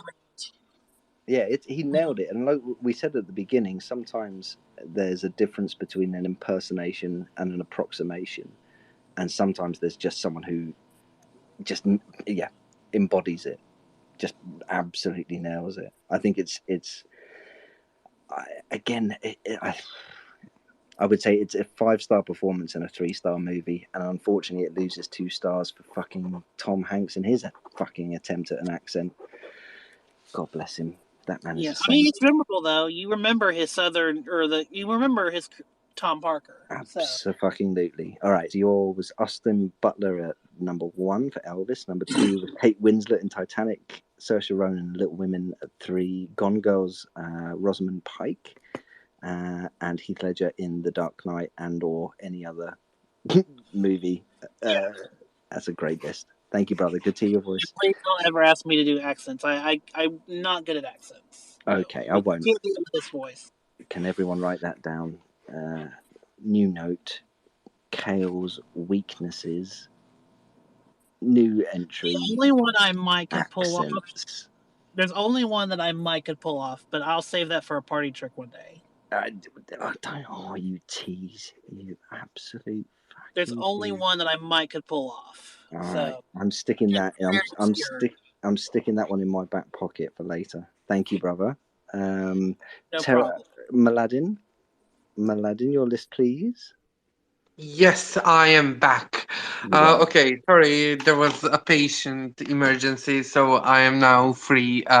Okay, very quickly, I need a huge shout out for the best accent performances of all time, which are on TV. For Claire Foy, she played the Queen Elizabeth. That's one hell of a job. Not one person after her managed to do that perfectly.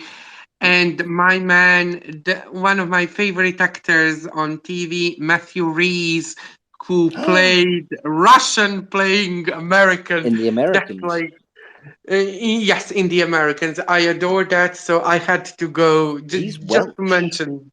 He's another Yes, he's Welsh. It's amazing how differently he sounds when he's doing the interviews and everything. It's like eerie, like a completely different man. I'm so glad you brought that up because I'm not going to have time to do honorable mentions, but it gives me a chance to cheat. Number 5. Go on. Number 5, Idris Elba for Mandela. Very good. Okay, this list is maybe too basic, but I'm a foreigner, so these things are not my forte. Number 4, Heath Ledger in Brokeback Mountain. I think I still, whenever I hear like a cowboy, I still hear his voice for somehow. And I mean, quit you.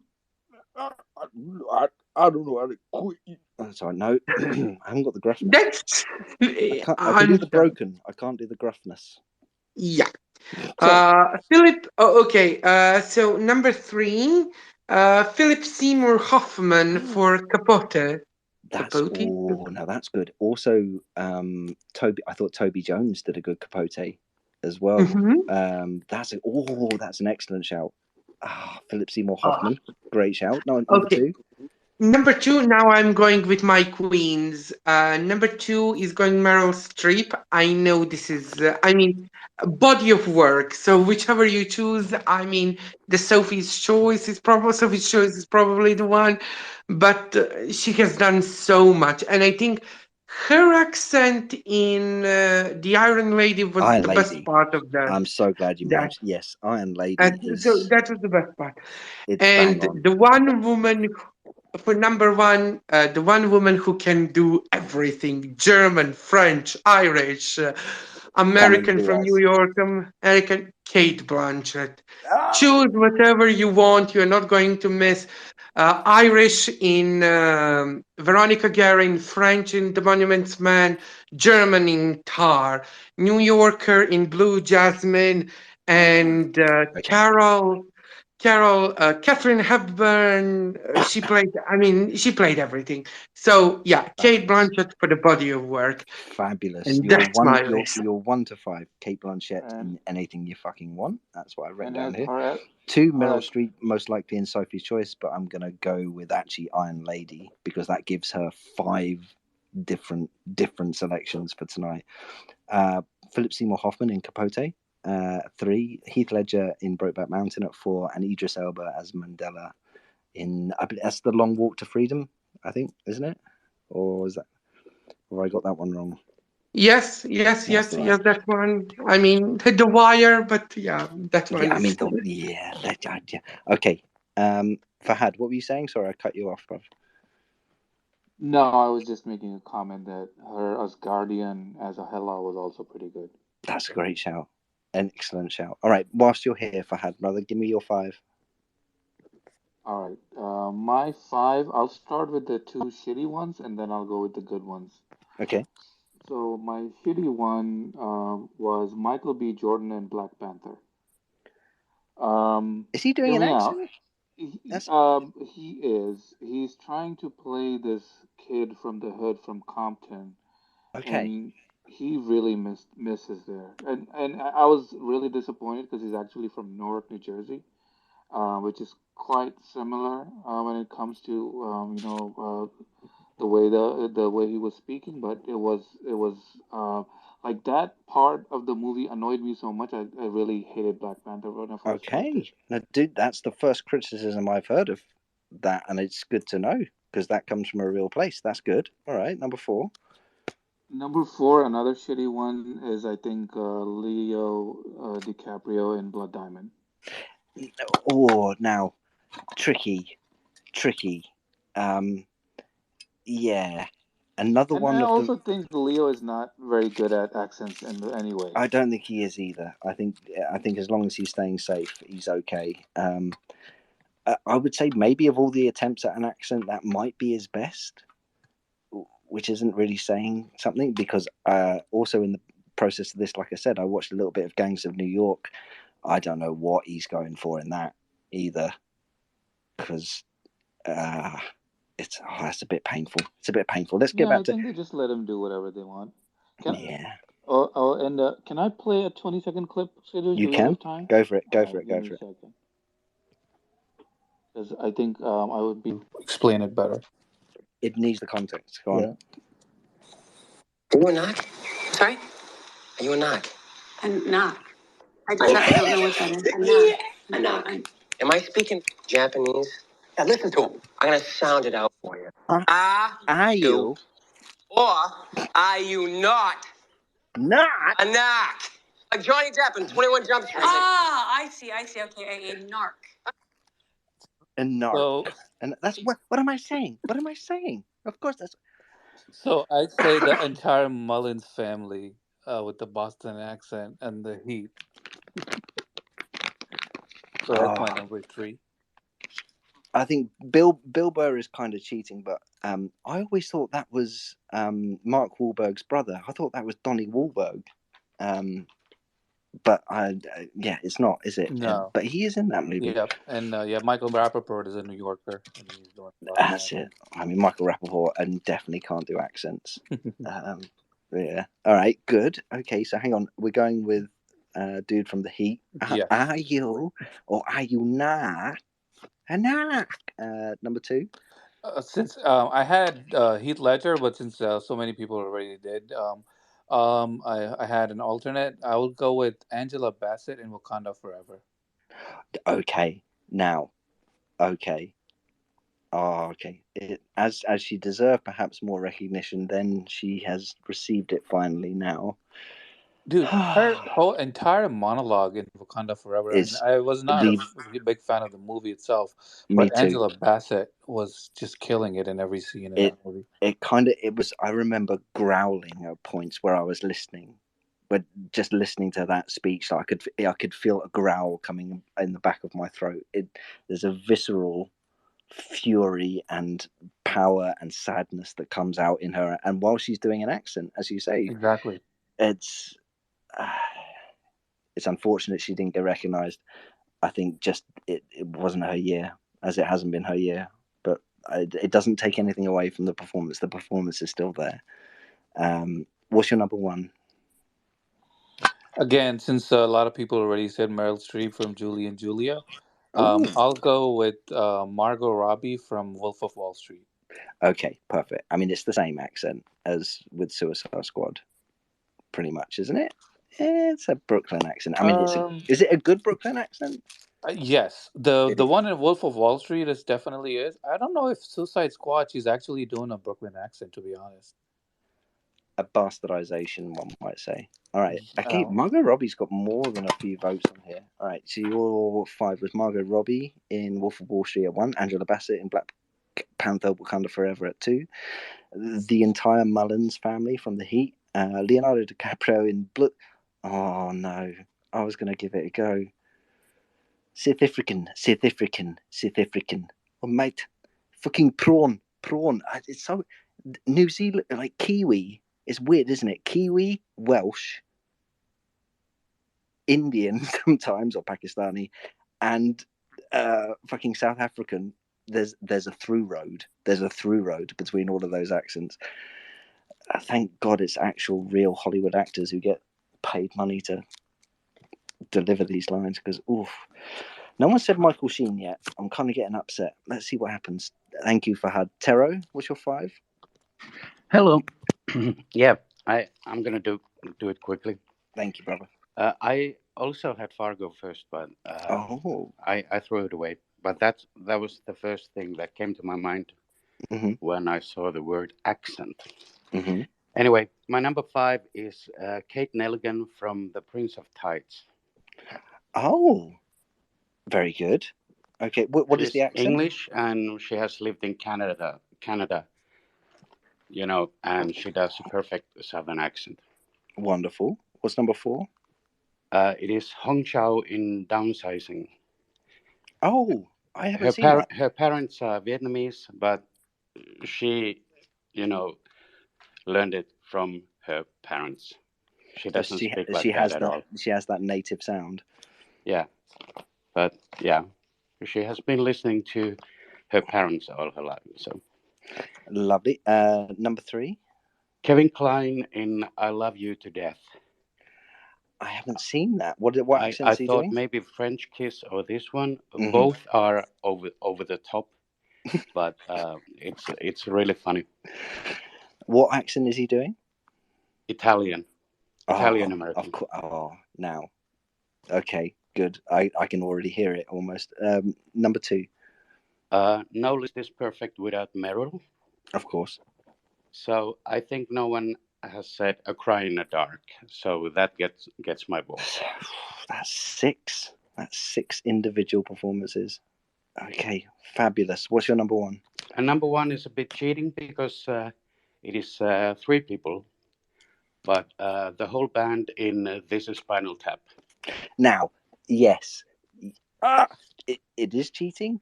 I am here for it 100%. I am here for it. It is the one I have the most fun with.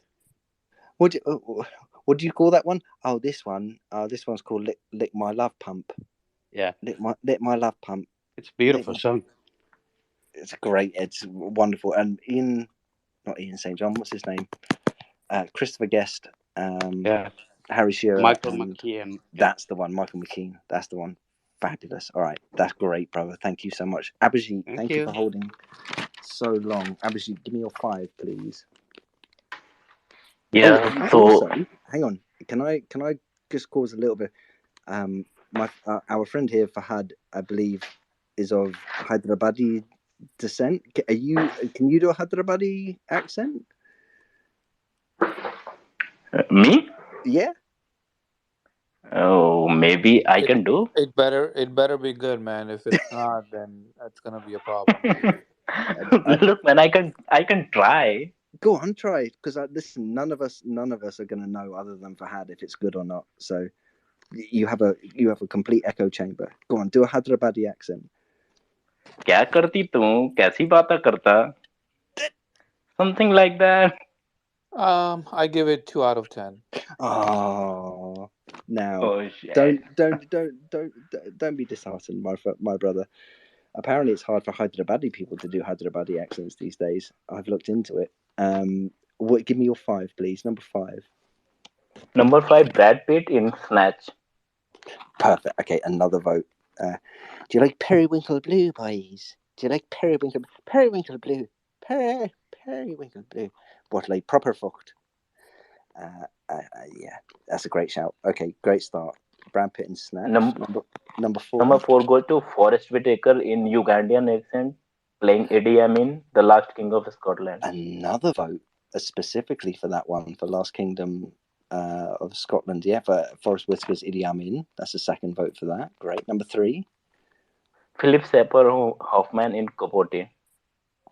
Another vote for Capote. Excellent. So Philip Seymour Hoffman again in Capote. If you haven't seen, there's a version.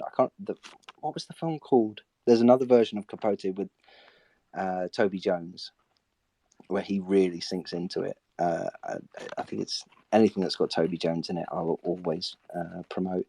Sorry, back to your list. Number 2 for you, please. Number 2, Jake Gyllenhaal in Brokeback Mountain. Oh, so another vote for Brokeback Mountain, but for the Jakester. Yes. Okay, excellent. And your number 1? Number 1 goes to my most favorite actor of all time. I can die for him. I can fight for him. DDL in There Will Be Blood. Another vote for Daniel Day-Lewis in There Will Be Blood. Daniel Plainview in There Will Be Blood. The afterbirth. The way he says, does he say afterbirth? Is that the way he pronounces that word? I've never been so. I felt like I've been assaulted verbally. And the way he said, I will drink your milkshake. I will drink your milkshake. Yes. Okay. Fabulous, Liz. Abji, thank you so much for holding, and good morning, and I hope you have a wonderful day. Thank you, brother. Day. Thank you so much again for joining by. Okay, Chloe, last but certainly not least, give me a list. Oh, I see. Now you want to fucking talk to me. I saved the best till last. Sure, that's what it was. All right.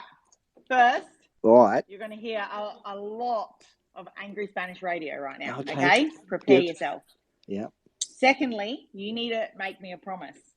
Oh no! Don't do it in front of people. Not in front of people. No. The promise is that you will not say anything until I have finished talking. Okay, that wasn't what I was expecting you to say, but it's actually even worse. Come on. Okay. Come All right, on. hang on. Promise Let me take me. a deep breath. And you do your 5-1. Okay. Go. Okay. My number 5, Russell Crowe, Robin Hood. Number 4, Mel Gibson, Braveheart, Scottish accent. Margaret Robbie, shut up. Margaret Robbie, Birds of Prey. Number 2, Paddington Bear 1 and 2, because, let me quote Teresa, Paddington Bear is a bear, so therefore anything besides a growl is an accent. Number 1, Heath Ledger in the Joker, as the Joker in The Dark Knight Rises. And my last thing that I need to say is one quick shout out to the pigeon in Spies in Disguise for his Will Smith accent. I was quiet. You can speak now. Yeah, you made some noises though, which didn't impress me. I genuinely I wasn't You want to sick. crack? I wasn't sick. I There's wasn't sick. your crack. Listen, Paddington, we'll return to this when we have more time, because I think I need to give it more thought, because you're all fucking wrong, but I need to consider why and how you're wrong. But I'll get there. Trust me, I will get there. Braveheart is an excellent shout. Yorkshire is pure Scottish weather, raining straight down, actually slightly to the side. You're doing Irish, Mel. That's Irish. That's genuinely an Irish accent. Absolute bastard. I love your list. Thank you so much. Thank you all for coming. Jamila, I'm so sorry. We definitely run out of time. It's so nice to see you again, though. Joanna, before I go to Fahad, we're not doing honourable mentions, although I'm choosing this time and place. Charlie Hunnam got away with fucking murder tonight, and you know he did. You know he did. Michael Sheen hasn't come up. Another one. Fahad? Just a question out there. Since we talked about all of this, right? I was just thinking. So, like Meryl Streep and Daniel Day-Lewis, do you guys think are they really amazing actors, or is it their ability to emulate a particular accent and just get into that character and become that person is what makes them a good actor? Are you Great saying actors. what is the question? Is it a technical? The question is, Are they I just mean, naturally gifted? are they naturally gifted, or is it because they have the talent of actually doing all of these different accents and being able to emulate a person? Oh, I hate to do this, brother, but the answer to your question is yes. Unfortunately, it's yes. It's where the fates aligned and circumstances and life aligned that they found the thing that they were good at, and there wasn't a pathway open to them to go into drama and into the arts and film and acting, because again, there are those who have to work at it, and that's not to say that those aren't good actors, but there are people, I think, who are gloriously born with that gift and are luckily in the right place and time and have the right parents to say, maybe let's give him a career and let's give him a chance to make a career in acting. Sometimes I think it comes down to education and schools as well. I'd be very interested to know. I don't know the history of Meryl Streep and where she studied, and what school she came through, but I know very close to home where Daniel Day-Lewis studied, and who he studied with. And sometimes I think it's about having the right teacher, but just also, again, if you have an ear for something, it's like being really good at laying bricks one on top of the other, and just also happening that all your family are builders.